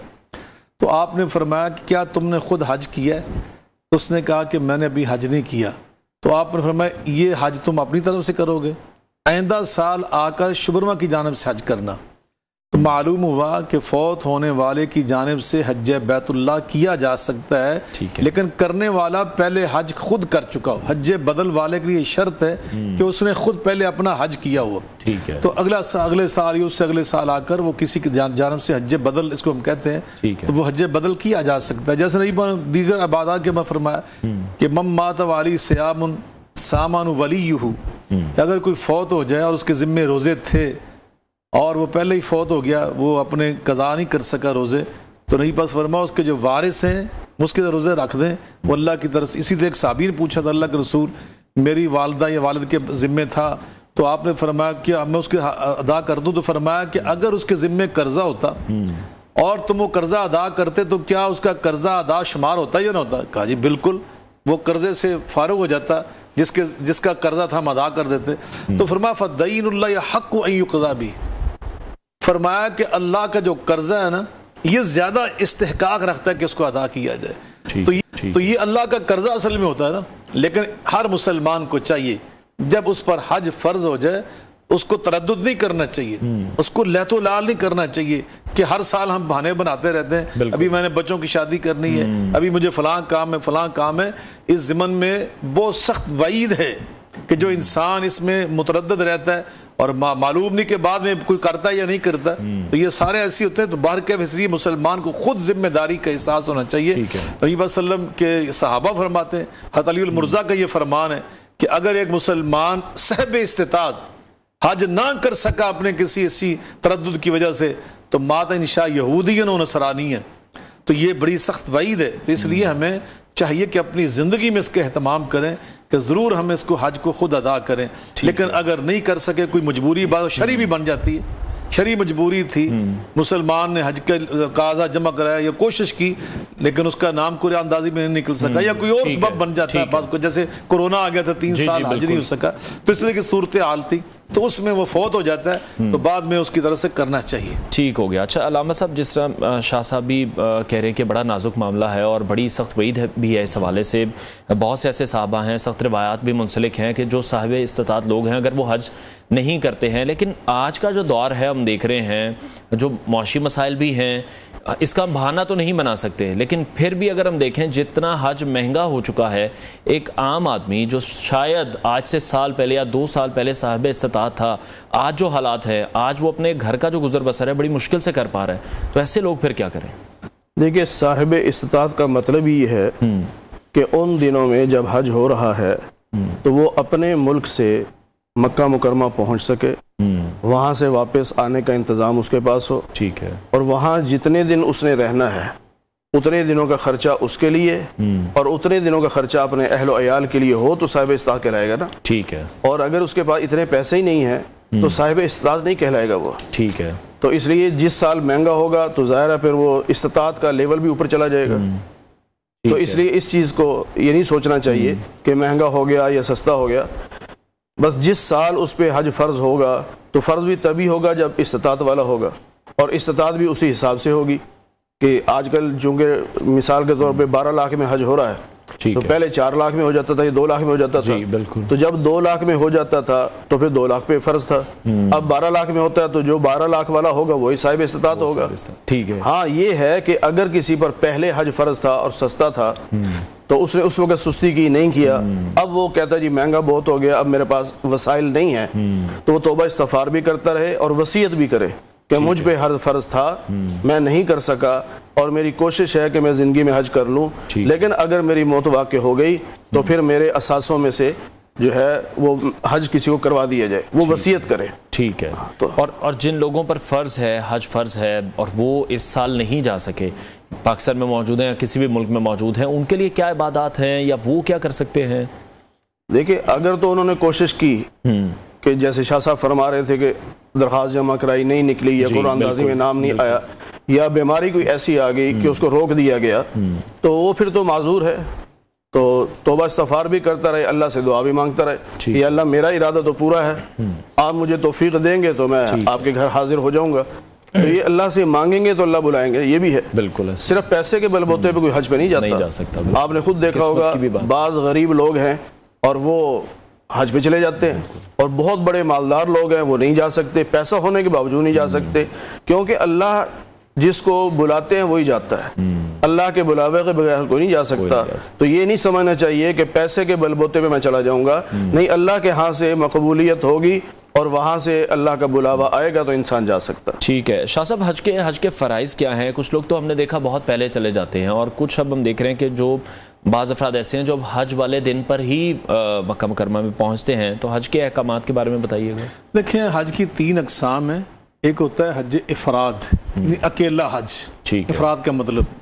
दूसरा है हज तमत्तो, कि जिसमें उम्रा भी साथ शामिल होता है और हज भी, लेकिन दोनों के ihram अलग अलग होते हैं। पहले उम्रे का ihram बांधा, उम्रा करके फारग हो गए, ihram उतार दिया, लिबास पहन लिया, जो ihram की वजह से जिम्मेदारियाँ थी और रुकावटें थी वो सारी ख़त्म हो गई। अब फिर दोबारा 8 तारीख को जब मिना जाते हैं बैत यानी मक्का मुअज़्ज़मा से, फिर दोबारा नए सिरे से वो हज के ihram बांधते हैं और फिर कुर्बानी भी करते हैं। इसको हज तमत्तो कहते हैं। और हज क़िरान, जिसमें उम्रा और हज होता है लेकिन दोनों मिले होते हैं, उनका ihram उतारा नहीं जाता, एक ही ihram के साथ मिले होते हैं, और उसमें कुर्बानी का जानवर साथ लेके जाते हैं। तो ये तो इंसान को पहले ये भी चीज़ों का इल्म होना चाहिए। और जब नीयत बांधी जाती है ना, वो चूँकि हज बैतुल्लाह की ऐसी बात है कि जिसकी नीयत ज़ुबान से भी की जाती है, दिल के साथ भी की जाती है।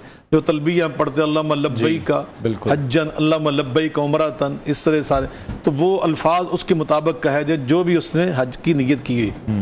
दूसरा, उसमें यकीनन जो वकूफ़ अरफा है, ये इंतहाई अहम रुकन है। जैसे अभी बार बार आप इरशाद फरमा रहे थे कि आम तरीन रुकन है, बिल्कुल, तो उसका एहतमाम करना चाहिए। इसमें किसी नौयत का तसाहुल या सुस्ती या गफलत ये किसी हाजी को जेब नहीं देती, वरना वो बिल्कुल उसका सारा हज जो है वो ज़ाया हो जाएगा। तो इसलिए वहाँ पे जाना और खुतबा हज सुनने का एहतमाम करना, ये यकीनन एक मुसलमान का फ़र्ज़ है और ज़िम्मेदारी। जब अल्लाह उसको वहाँ पे ले गया तो उसको चाहिए कि वो हज बैतुल्लाह का जो खुतबा है इमाम साहब से, वो गौर से सुने, उसको समझने की कोशिश करे। अब तो साथ साथ उर्दू तर्जमा भी है, उर्दू दान जो वो सारी ज़ुबानों में तर्जमा होता है, और साथ नमाज ज़ुहर और नमाज असर वहाँ पर जमा करके पढ़ी जाएंगी आज, और कसर करके पढ़ी जाएंगी। तो वो उसी तरह इमाम साहब के साथ बाजमात नमाज भी पढ़े, और उसके बाद वो अल्लाह का जिक्र करे वहाँ बैठकर, जहाँ भी अल्लाह उसको मौका दे, दुआएं मांगे अपने लिए। और याद रखिए, सबसे ज़्यादा जो बंदों को गुनाहों से निजात मिलती है और जहन्नम से आज़ादी मिलती है, वो यौम अरफात के दिन मिलती है। तो यौम अरफात का जो दिन है, ये बड़ा अहम नौइयत का दिन है। और आपने एक बड़ी अहम बात पूछी थी, हज़रत मुफ्ती साहब अपने अंदाज से बड़ा खूबसूरत जवाब इरशाद फरमा रहे थे कि बाज़ लोग वहाँ नहीं पहुँच सके। जी, हज नहीं, हम जैसे आप और मैं, मुफ्ती साहब बैठे हुए यहाँ पर, बहुत सारे मुसलमान, हाँ जी, तो हम तड़प रहे हैं जो खुशकिस्मत वहाँ पे मौजूद है अरफात। तो हमें अल्लाह ने उसके एवज़ में एक ये नेमत अता की कि अरफात के दिन का रोज़ा, अरफात अरफात के दिन का रोज़ा, इस वक्त वहाँ अरफात है जी, तो हम यहाँ रोज़ा रखेंगे आज। ठीक है। नबी पाक सल्लल्लाहु अलैहि वसल्लम फरमाया युकफ्फिरु सनत अल मादिया, फरमाया पिछला जो साल है जो गुजर चुका है उसके सारे गुनाह, और आने वाला जो साल है उसके सारे गुनाह, अल्लाह 2 सालों के सारे गुनाह माफ़ कर देता है। तो इसलिए हमें जो यहाँ मौजूद है, हमें इस रोज़े का भी एहतमाम करना चाहिए। ठीक है। और नबी वसल्लम ये फरमाया खुज़ू अन्नी मनासिकाकुम, हज बैतुल्लाह के तरीके मुझसे सीखो। जो मेरा अंदाज़ है हज नबवी सल्लल्लाहु अलैहि वसल्लम, हमें वो समझने की कोशिश करनी चाहिए। हज़रत उमर फ़ारूक रज़ी अल्लाह तआला अन्हु खलीफा वक़्त थे, अमीरुल मोमिनीन थे, बैतुल्लाह का तवाफ करने लगे ना, सही मुस्लिम में ये हदीस मौजूद है, हजर अस्वद के सामने आए, उसको चूमने लगे तो आपने इरशाद फरमाया इन्नी आलमु अन्नका हजरुन ला तनफ़ु वला तज़ुर लौला अन्नी राइतु रसूलुल्लाह सल्लल्लाहु अलैहि वसल्लम क़ब्बलका मा क़ब्बलतुक। ए हजर अस्वद, तू बड़ा मुक़द्दस पत्थर है, मगर तेरे मुक़द्दस होने के बावजूद तेरे बारे में भी हमारा अकीदा यह है कि ना तो किसी को नफ़ा दे सकता है ना नुकसान पहुंचा सकता है, तो फिर मैं तुम्हें चूम क्यों रहा हूँ?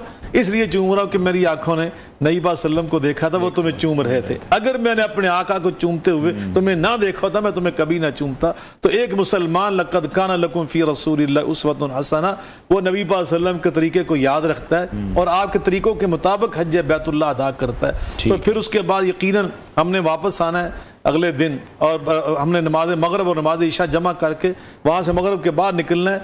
हमने मुज़दलिफ़ा में आकर वो दो नमाज जमा करके पढ़नी है। कोशिश कीजिए बाजमात वहाँ पे नमाज अदा की जाए।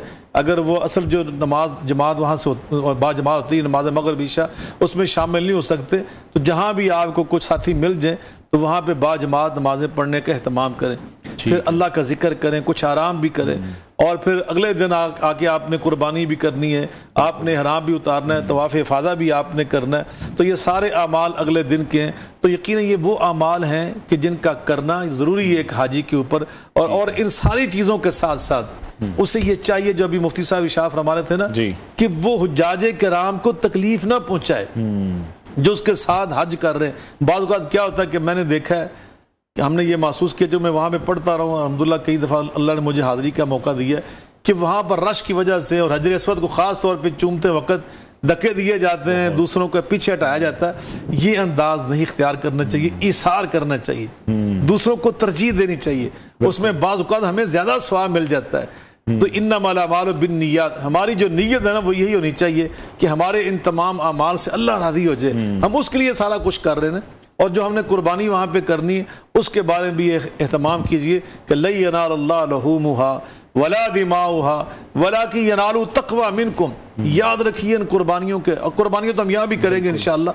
तो कुर्बानी करने वाले जो हैं उनका ये फ़र्ज़ है वो ये समझ लें कि ना इनका गोश्त अल्लाह के यहाँ पहुँचेगा, ना इनका खून वहाँ पे पहुँचेगा, वहाँ पर हमारे सारे इस अमल में से क्या पहुँचेगा?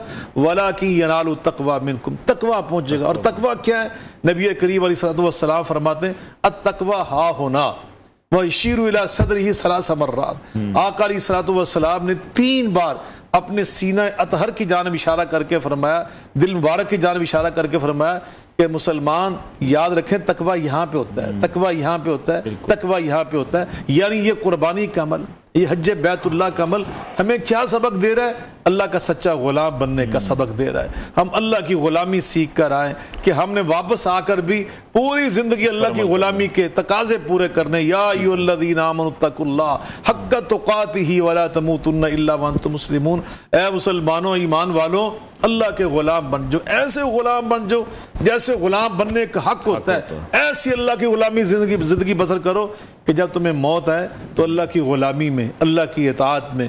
तो यकीन हज बैतुल्लाह का ये सारा जो अमल है वो हमें सच्चा गुलाम बनाता है, अल्लाह का फरमा बरदार बनाता है। ठीक है अलामा साहब, हज करने वाले से अगर कोई कोताही हो जाती है, कोई फ़र्ज़ अगर अदा नहीं हो पाता तो उनके लिए क्या हुक्म है? और साथ ही साथ अगर कोई मुसलमान हज अदा कर रहा है और वहीं पर उसका इंतकाल हो जाता है, उस हवाले से भी बताइएगा।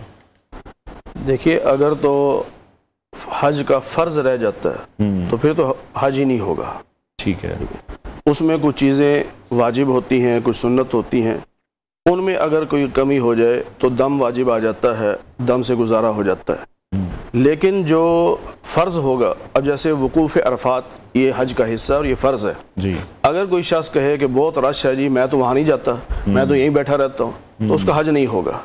इसलिए आपने देखा भी होगा कि बाज़ मरतबा वहाँ एम्बुलेंसेस की बड़ी लाइन लगी होती है जी, और बाज़ दफ़ा हेलीकॉप्टर एम्बुलेंस जो हैं उनके ज़रिए भी 2-4 मिनट के लिए वकूफ़ अरफात वो करवाते हैं और फिर वापस ले जाते हैं। वो इसलिए कि वो बेचारे वहाँ बीमार हो गए शदीद, अब वो खुद चल के नहीं आ सकते थे, तो जब तक वो वकूफ़ अरफात ना करते तो हज नहीं होता।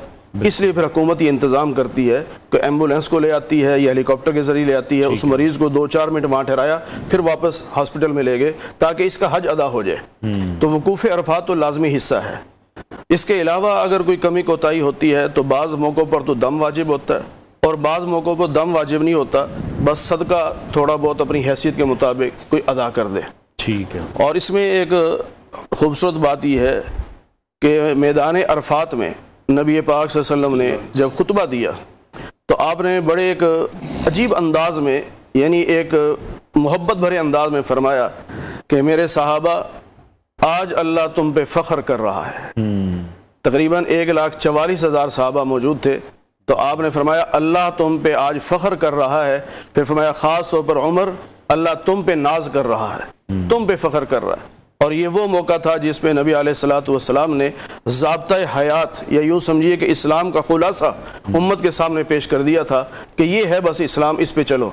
जिसमें आपने फरमाया कि किसी को किसी पर कोई फ़ौक़ियत नहीं है, यानी काले को गोरे पर या गोरे को काले पर, या अमीर को गरीब पर या गरीब को अमीर पर, या सैयद को आमी पर, आमी को सैयद पर, ये कोई फजीलत नहीं, बस फजीलत तो तकवा वाले को होगी। जैसे कुरान करीम में भी है, इन्न अक्रमकुम इंदल्लाहि अत्काकुम।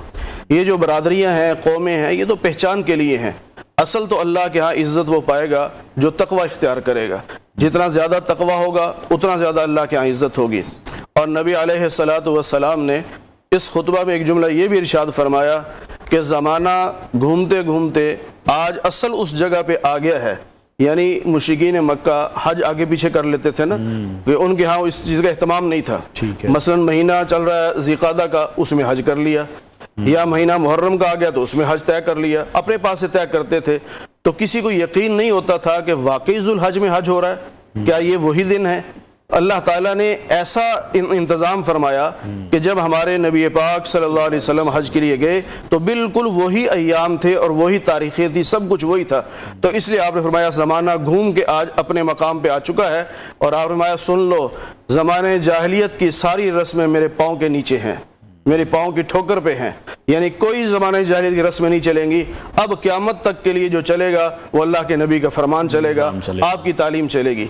इसलिए आपने फरमाया कि अल यौम यइसल्लज़ीना कफ़रू मिन दीनिकुम, कि काफिर तुमसे मायूस हो गए, जो जोर लगा रहे थे इस्लाम को मिटाने के लिए वो नहीं मिटा सके। आज 1,44,000 सहाबा को देख रहे हैं तो मायूस हो गए। और इसी में फिर अल्लाह ताला ने नबी अलैहिस्सलाम की ज़ुबान से कहलवाया कि अल यौम अकमलतु लकुम दीनकुम व अतममतु अलैकुम निअमती व रज़ीतु लकुमुल इस्लाम दीना, कि आज तुम्हारा दीन मुकम्मल हो चुका है और मैंने तुम्हारे लिए इस्लाम को पसंद किया है।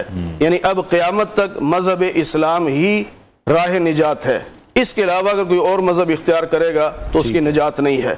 ठीक है, ठीक है। शाह साहब, कल अब सऊदी अरब में ईद होगी, परसों पाकिस्तान में भी ईद है। कुर्बानी के हवाले से आपको पैगाम को मैसेज देना चाहें, और कुर्बानी के भी कुछ फ़राइज़ हैं, उन्हें किस तरह से पूरा किया जाए? सबसे पहले यकीनन हमें कुर्बानी के अमल को ये समझना है कि इसमें हमें सबसे पहला सबक क्या मिलता है। क़द कानत लकुम उस्वतुन हसनतुन फ़ी इब्राहीम, इब्राहीम अलैहिस्सलाम का जो तर्ज ज़िंदगी वो तुम्हारे लिए बेहतरीन नमूना है। ये सिर्फ दो हस्तियों के बारे में अल्लाह ताला ने कुरान मजीद में इरशाद फरमाया, एक इब्राहीम अलैहिस्सलाम और एक आपके पोते हज़रत मोहम्मद मुस्तफ़ा अहमद मुश्तबा सल्लल्लाहु अलैहि वसल्लम, लक़द कान लकुम फ़ी रसूलिल्लाहि उस्वतुन हसना, मेरे महबूब का तर्ज हयात तुम्हारे लिए बेहतरीन नमूना। तो आपका नमूना क्या था? अल्लाह कुरान में फरमाते हैं, कुल इन्ननी हदानी रब्बी इला सिराती मुस्तकीम दीनन क़ियमन मिल्लत इब्राहीम हनीफ़ व मा काना मिनल मुश्रिकीन कुल इन्ना सलाती व नुसुकी व महयाया व ममाती लिल्लाहि रब्बिल आलमीन, कि ये हमारी कुर्बानियाँ, कुर्बानी तो कुर्बानी रही, फरमाया कह दीजिए मेरा जीना मेरा मरना यह सब कुछ लिल्लाह, अल्लाह के लिए जो रब्बुल आलमीन ला शरीक ला, कोई उसका शरीक नहीं। मेरी ज़िंदगी का मकसद तेरे दीन की सरफराजी, मैं इसलिए मुसलमान, मैं इसलिए नमाजी। इन्ना आतईना कल कौसर फसल्ले लिरब्बिका वनहर, मेरे महबूब करीम अलैहिस्सलाम हमने आपको नेमतों से माला माल किया, खैर कसीर अता की। अब आपसे हमारा तकाजा ये, आप नमाज भी पढ़ें तो अल्लाह के लिए, कुर्बानी दें तो वो भी अल्लाह के लिए। तो सबसे पहले कुर्बानी अल्लाह की राह में पेश करने वाले अपने मुसलमान भाइयों से अर्ज़ करना चाहता हूँ कि इन्नमल अमालु बिन्नियात, अपने दिलों को ठीक कीजिए। कुर्बानी सिर्फ अल्लाह के लिए कीजिए, दिखाने के लिए, दिखलावे शोहरत के लिए, रियाकारी के लिए मत कीजिए। कुन्ना नउद्दुर रिया अश्शिरकल असग़र फ़ी अहद रसूलिल्लाह सल्लल्लाहु अलैहि वसल्लम, सहाबा किराम अहले बैत अतहार रिज़वानुल्लाह अलैहिम अजमईन फरमाते हैं, हम रियाकारी को अहद नबवी में मामूली गुनाह नहीं समझते थे। हम इसको शिरक असगर कहते थे कि ये भी शिरक है, छोटा शिरक है। अल्लाह के सिवा किसी की तलब ना रखो अपने दिल में। जानवर ज़िबा करो तो अल्लाह के लिए। वमा उमिरू इल्ला लियअबुदुल्लाह मुखलिसीना लहुद्दीन इय्याका नअबुदु व इय्याका नस्तईन। ये कुर्बानी इबादत है और इबादत सिर्फ अल्लाह के लिए होनी चाहिए। और दूसरी बात, नबी पाक सल्लल्लाहु अलैहि वसल्लम की सुन्नत की इत्तिबा कीजिए कुर्बानी में। और वो क्या है? ला तज़बु इल्ला मुसिन्नतन इल्ला युसरा अलैकुम। आका अलैहिस्सलाम फरमाते हैं जानवर वो करो जो दोंदे हों।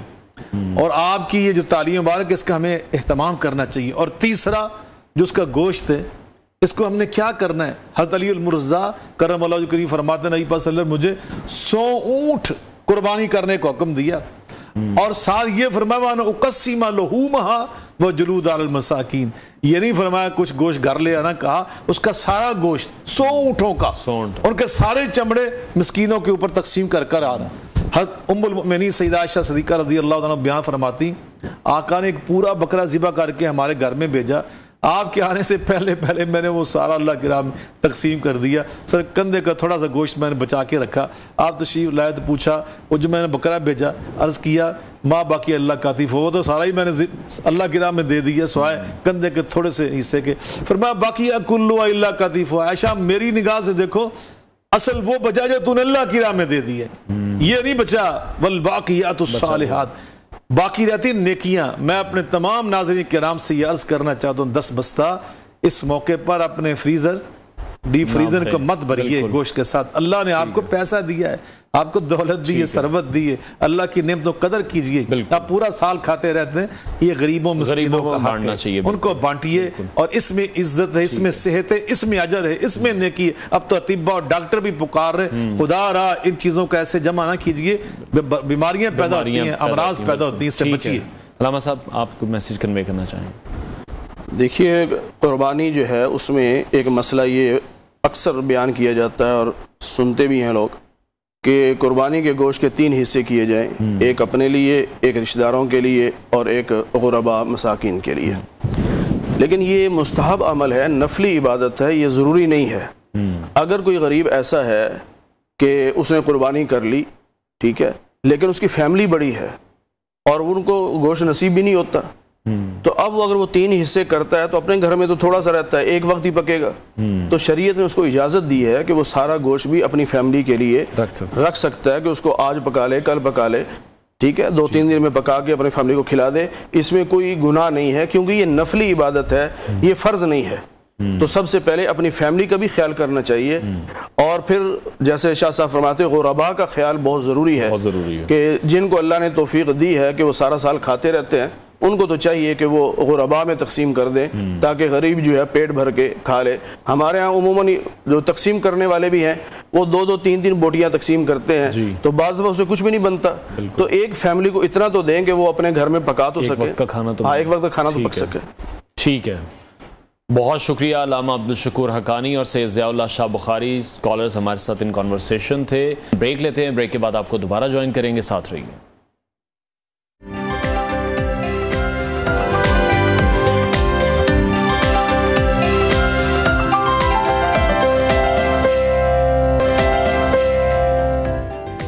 Welcome back. ईद कुर्बान की आमद है, और इससे पहले भी हमने आपकी सैर करवाई थी मवेशी मंडियों की, जिसमें हम पेशावर गए थे, कराची से हमारे रिपोर्टर मौजूद थे, और अब हम रुख करेंगे लाहौर का। हाफिज़ महबूब यहाँ पर मौजूद हैं, उनसे जानेंगे वो किस मवेशी मंडी में हैं, यहाँ पर क्या हालात देख रहे हैं।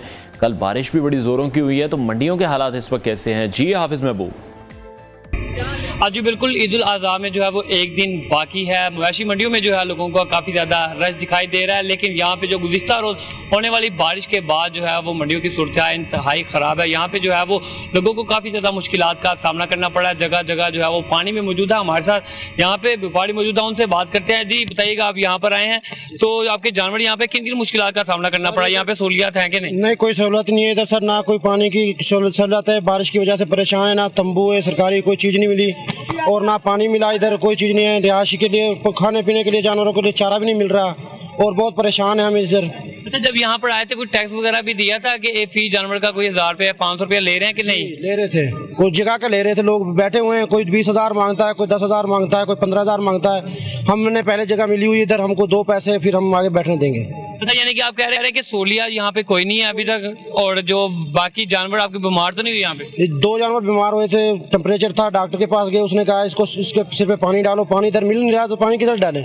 400 रुपये का 500 रुपये का ड्रम मिलता है, पानी डंगरों को पिलाएंगे, आप पिए, इधर कोई चीज नहीं मिलती इधर। हाँ जी बिल्कुल, जैसा कि आपने सुना यहाँ पे जो है वो काफी ज्यादा मुश्किलात का सामना करना पड़ रहा है। मवेशी मंडी की सूरत हाल देखिए, कैमरामैन सुलेमान दिखा सके तो यहाँ पे जगह जगह जो है वो पानी है, क्योंकि गुज़िश्ता रोज यहाँ पर जो बारिश हुई थी उसके बाद जो मंडी की सूरत हाल है वो इंतहाई खराब है। यहाँ पे जगह जगह पानी नजर आ रहा है, बदबू और ताफुन बहुत ज्यादा, जिसकी वजह से जो है वो काफ़ी ज़्यादा मुश्किलात का सामना करना पड़ रहा है लोगों को। कि यहाँ पे जो लोग आ भी रहे हैं खरीदने के लिए, उनका भी यही कहना है कि काफ़ी ज़्यादा मुश्किलात है, जिसकी वजह से जो है वो लोग परेशान दिखाई दे रहे हैं। उनका कहना था कि इंतजामिया की जानिब से यहाँ पे कोई इंतजाम नहीं किए गए, जबकि एक तरफ इंतजामिया की जानिब से दावे किए जा रहे थे कि यहाँ पे बेहतरीन सहूलियात जो है वो फराहम की गई हैं, लेकिन देखने में ऐसा कुछ भी दिखाई नहीं दे रहा। जगह जगह जो है बदबू, ताप। ठीक है, बहुत शुक्रिया हाफिज महबूब, हमें अपडेट कर रहे थे लाहौर की मवेशी मंडी से। और व्यापारी वहाँ पर शिकवे शिकायत करते दिखाई दे रहे हैं कि जो सहूलियात हैं उनका फुकदान है, फिर उनसे पैसे भी लिए जा रहे हैं। साथ ही साथ कल जब हमने देखा कि बहुत ज़ोरों की बारिश हुई है लाहौर में, तो उसके बाद जगह जगह पानी खड़ा है और सबसे ज़्यादा जो भी मसले मसाइल का सामना करना पड़ा है वो व्यापारियों को करना पड़ा है, क्योंकि मंडियों में बहुत ज़्यादा कीचड़ है, रश है, जिस वजह से जब बारिश हुई है तो उसके बाद पानी वहाँ खड़े होने की वजह से उनको बहुत सी ऐसी मुश्किलात हैं जो फेस करनी पड़ी हैं। खैर, कोयटा का रुख करते हैं, वहाँ पर हमारे कॉरेस्पॉन्डेंट मौजूद हैं, उनसे हम मज़ीद अपडेट भी इस हवाले से लेंगे। हमाद ने ज्वाइन किया, हमाद बताएगा कोयटा में सिचुएशन कैसी है? जी बिल्कुल, इस वक्त मैं मौजूद हूँ कोयटा की सबसे बड़ी मंडी, मवेशी मंडी, जो बाईपास पे वाक़या है। और इस वक्त हम यहाँ पर आए हैं, यहाँ पर जो है छुट्टी का दिन है और ईद के दिन जैसे जैसे करीब आते जा रहे हैं, व्यापारियों और ख़रीदारों की जो रश है वो मंडियों की जानिब होती है। तो यहाँ पर जो है हमारे साथ इस वक्त मौजूद है एक व्यापारी, आइए इनसे बात करते हैं। जी, ये बताइएगा कि ख़रीदारों में कितना इजाफा हुआ जो खरीदने के लिए यहाँ पर जो है आ रहे हैं? मैं आपके चैनल का शुक्रिया अदा करता हूँ, न्यूज़ चैनल का। बाकी मंडी में अल्हम्दुलिल्लाह माल बहुत है, लेकिन जो है ना माल फिलहाल जो है ना महंगा है, क्योंकि माल पीछे से महंगा, जो मंडियों से, जो पंजाब में से, बलूचिस्तान से, सिंध से, जहाँ से या बाहर से माल आता है वहाँ से माल महंगा है। और ख़रीद इतना फिलहाल लोग जो है ना ख़रीदार मंडी में खास नहीं है और माल भी इतना बिक नहीं रहा है। बाकी मंडी की कुछ सहूलियात, कुछ मसले हैं मंडी में ना, सहूलियात नहीं है, लोग गर्मी की वजह से, सहूलियात की वजह से डर रहे हैं। अभी कल की बात पता चलेगा अगर सेकंड टाइम जो है ना खरीद फरोख्त हुआ। फिलहाल इस टाइम मंडी मंदा है और खरीद फरोख्त मंडी में कोई नहीं हो रहा। और बिल्कुल, जैसा कि आपने देखा, इनका ये कहना था कि इस वक्त जो मंडी है वो बहुत मंदी जा रही है, चूँकि यहाँ पर जो है खरीदारों की रश तो है, लेकिन गुज़िश्ता साल की तरह रवा साल में जो है महंगाई का जो है। ठीक है, बहुत शुक्रिया। हमाद अली कोयटा से हमें अपडेट कर रहे थे। और व्यापारी वहाँ भी यही शिकवे शिकायत करते दिखाई दे रहे हैं कि लोग विंडो शॉपिंग के लिए आ रहे हैं, जो असल खरीदार हैं वो अभी तक मंडी में नहीं पहुँचे हैं, सिर्फ 2 रोज़ बाकी हैं ईद होने में। कराची में भी हमने देखा कि यही स्टांस था व्यापारियों का, इस्लामाबाद में भी यही कहते दिखाई दिए व्यापारी के जो लोग हैं वो विंडो शॉपिंग करने आ रहे हैं, लेकिन जो ख़रीदार हैं वो ये कहते दिखाई दे रहे हैं कि रेट्स इस वक्त बहुत ज़्यादा हैं। तो तमाम जो शहर थे, जिनमें पेशावर शामिल है, लाहौर शामिल है, कोयटा है, कराची है, तो वहाँ पर हमारे रिपोर्टर्स मौजूद थे, मुख्तलिफ मंडियों का अहवाल हमने आपको बताया। तो जानवरों की जो कीमतें हैं वो भी आसमान से बातें करती दिखाई दे रही हैं, क्योंकि महंगाई का दौर है और लोग यही कहते दिखाई दे रहे हैं कि प्राइसेस को बहुत ही ज़्यादा अप कर दिया गया है। खैर, आगे बढ़ते हैं, प्रोग्राम का आखिरी हिस्सा है, कुछ वायरल वीडियोस आपके साथ शेयर करेंगे। तो नाज़रीन, समोसे तो आपने पूरी ज़िंदगी में बहुत से खाए होंगे, लेकिन आजकल सोशल मीडिया पर बाहुबली समोसे के खूब चर्चे हैं। तो ये समोसा भारतीय रियासत गुजरात में मुतारिफ़ करवाया गया है। जैसा कि नाम से ही जाहिर है, बाहुबली एक इंडियन पिक्चर थी, उस पर इस समोसे का नाम रखा गया है। और इसका जो वज़न है वो 12 किलो बताया जा रहा है। तो इंतहाई भारी किस्म का यह समोसा है, जिसे आधे घंटे में खाने वाले को भारतीय 71,000 रुपये का नकद इनाम दिया जाएगा, जो कि तकरीबन पाकिस्तानी, अगर हम करेंसी में बात करें तो वो 2,48,000 से ज़ायद पाकिस्तानी रुपए बनते हैं। बाहुबली समोसा सिर्फ जिसामत के लिहाज से ही नहीं, बल्कि इस समोसे के जो इंग्रेडिएंट्स हैं वो भी आम समोसे से मुख्तलिफ हैं। इस समोसे की भराई में आलू है, मटर है, पनीर है और मिर्च मसालों के अलावा जो खुश्क मेवा जात हैं वो भी डाले जा रहे हैं। तो समोसों में भी ड्राई फ्रूट्स का इस्तेमाल किया जा रहा है। बड़ी हैरानकुन बात है, बाहुबली समोसे को तैयार करना भी कोई यकीनी बात है कि आसान काम तो नहीं है। तो इसे तैयार करने में 6 घंटे का वक्त लगता है और इसे तलने में 90 मिनट्स यानी कि 1.5 घंटा लग जाता है समोसे की तैयारी में। जबकि समोसे को तैयार करने में 3 बावर्ची ऐसे हैं जो अपनी महारत का इस्तेमाल करते हैं। हमारी स्क्रीन पर आप ये समोसा मुलाहिजा भी कर रहे हैं, सोशल मीडिया पर काफ़ी वायरल है, काफ़ी बात हो रही है। और सबसे बड़ी बात यह है कि इस समोसे को चैलेंजिंग समोसा कहा जा रहा है और इस चैलेंजिंग समोसे को शुभम कौशल नामी शख्स ने तैयार किया है, जो कि सालगिरह पर केक काटने की रस्म को ख़त्म करना चाहते हैं। इस समोसे की कीमत 1500 रुपये बताई जा रही है, जिसके लिए शुभम कौशल को अब तक 40 से 50 ऑर्डर्स भी मिल चुके हैं और उनकी जानिब से चैलेंज भी दिया गया है कि जो भी कोई शख्स इसको आधे घंटे में ख़त्म करेगा तो उसको भारतीय 71,000 रुपये मिलेंगे। तो साथ ही साथ ये चैलेंजिंग समोसा भी है और एक चैलेंज भी लोगों को दे रहा है। सोशल मीडिया पर काफ़ी वायरल है और लाखों व्यूज़ हो चुके हैं इस वीडियो पर भी। और एक और ख़बर है, एक सोशल मीडिया पर ही फैली एक वायरल वीडियो है जो आपके साथ शेयर करेंगे। चाय के हवाले से है, जहां हम देखते हैं कि पाकिस्तानी वैसे तो 100 रुपये की सिर्फ चाय ही पी जाते हैं। चाय पीने का बहुत शौक़ है। आप सो के उठ रहे हैं तो चाय पी रहे हैं, सोने जा रहे हैं तो चाय पी रहे हैं, ड्राइव करने का मूड है तो चाय पी रहे हैं। तो चाय पीने वालों के लिए एक मुनफरिद चाय पेश की गई है। हमने पहले भी बहुत बार सुना है कि लेमन डाला जाता है चाय में, पुदीना है, इलायची है, अदरक है, इससे बनने वाली जो हर्बल टी हैं बहुत सी ऐसी हैं जो मार्केट में दस्तयाब हैं, हर कोई उनसे वाकिफ़ है। लेकिन अब फ्रूट टी मार्केट में नहीं आई है, जिसके सोशल मीडिया पर चर्चे हो रहे हैं और बड़ी ही सुनने में तो अजीब लग रहा है कि चाय में फ्रूट डाला जा रहा है। तो भारत में इस तरह के ज़्यादातर एक्सपेरिमेंट होते हैं। तो भारत से आए दिन अजीबोगरीब खबरें वायरल होती रहती हैं, जिन्हें देखकर जो इंसानी अक्ल है वो भी दंग रह जाती है। ऐसी एक मिसाल है सोशल मीडिया पर इस वीडियो की शक्ल में जो कि वायरल है। इस वीडियो में एक रेडी वाले को केले और चीकू की चाय बनाते हुए देखा जा सकता है। तो शायद इमेजिन ही अगर हम करें तो हम इस चाय को कभी ना देखना चाहेंगे, ना पीना चाहेंगे। और ये मैं चाहूँगा कि जब हम अपनी ये वीडियो सोशल मीडिया पर अपलोड करें तो उस पर भी आप लोगों के कमेंट्स जानना चाहेंगे कि इस चाय के हवाले से आपकी क्या राय है। तो चाय वाला इस चाय में केला और चीकू शामिल करके इन्हें पीस कर उबलती चाय में मिक्स कर रहा है।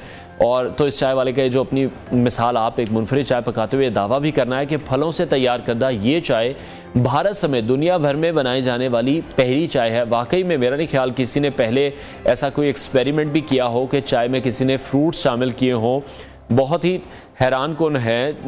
हमने पहले भी एक वीडियो शेयर की थी आप लोगों से कि गुलाब जामुन बर्गर बनाए जा रहे हैं, तो बड़ी ऑकवर्ड सी डिशेस जो हैं वो इन्वेंट की जा रही हैं। इससे कबल ऐसी चाय ना बनाई गई और ना ही शायद किसी ने ऐसी चाय पी है और मेरा नहीं ख्याल कि ऐसी चाय कोई भी पीगा। तो आपके जो कमेंट्स हैं, आपके जो मैसेजेस हैं, उनका इंतज़ार रहेगा। और तमाम देखने वालों को हमारी जानिब से हज मुबारक। इंशाअल्लाह कल आपसे एक बार फिर से मुलाकात करेंगे। अपना बहुत सारा ख्याल रखिए। अल्लाह हाफ़िज़।